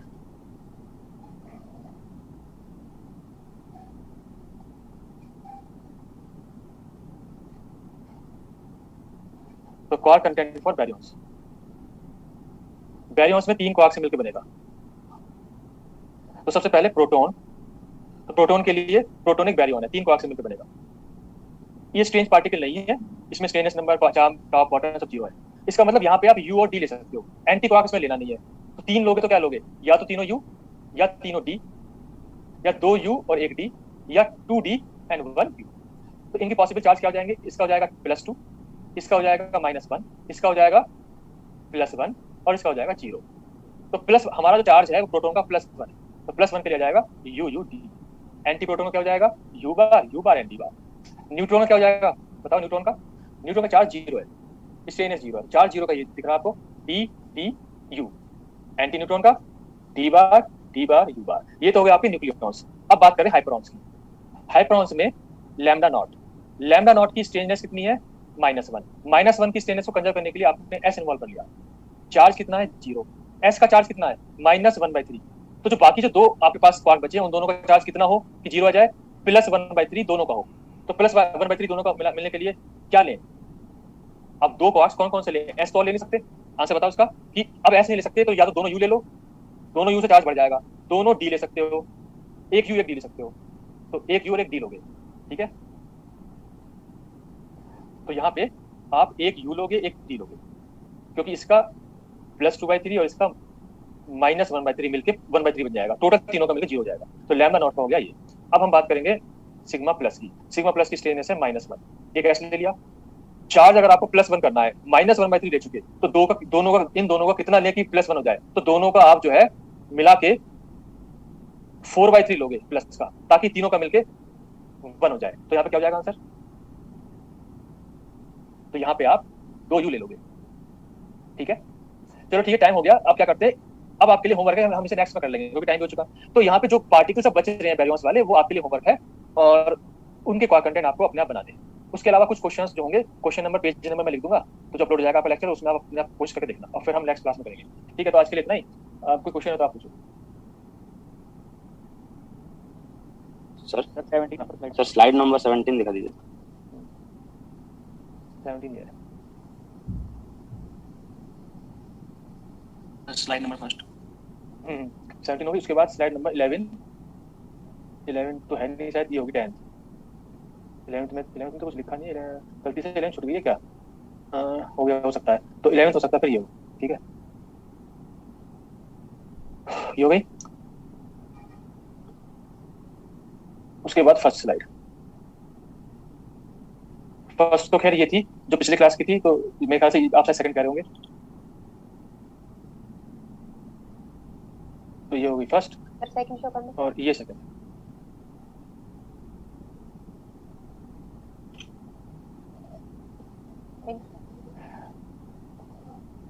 उसके बाद 14। 14 ये है।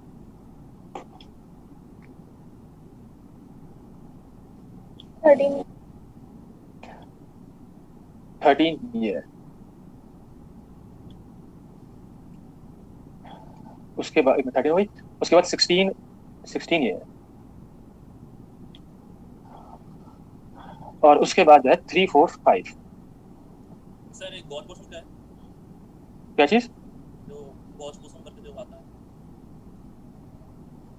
Gauss boson intermediate particle. अच्छा, हाँ वो तो, हाँ बोसोन है, वो वेक्टर बोसोन है जो वीक इंटरेक्शन में इंटरचेंज होता है, वही फोटॉन्स ग्लून्स उसी में आते हैं। तो सर वो कैसे पता चलेगा कौन सा रिएक्शन में वो इंटरमीडिएट पार्टिकल कैसे पार्टिसिपेट कर रहा है?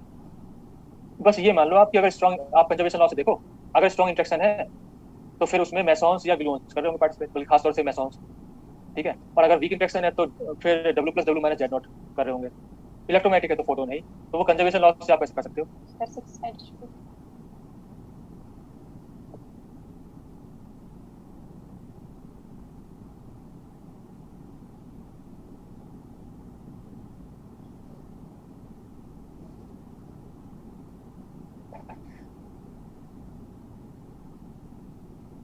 ठीक है, और कोई क्वेश्चन तो नहीं, और कोई स्लाइड, तो इसको एंड करें अब।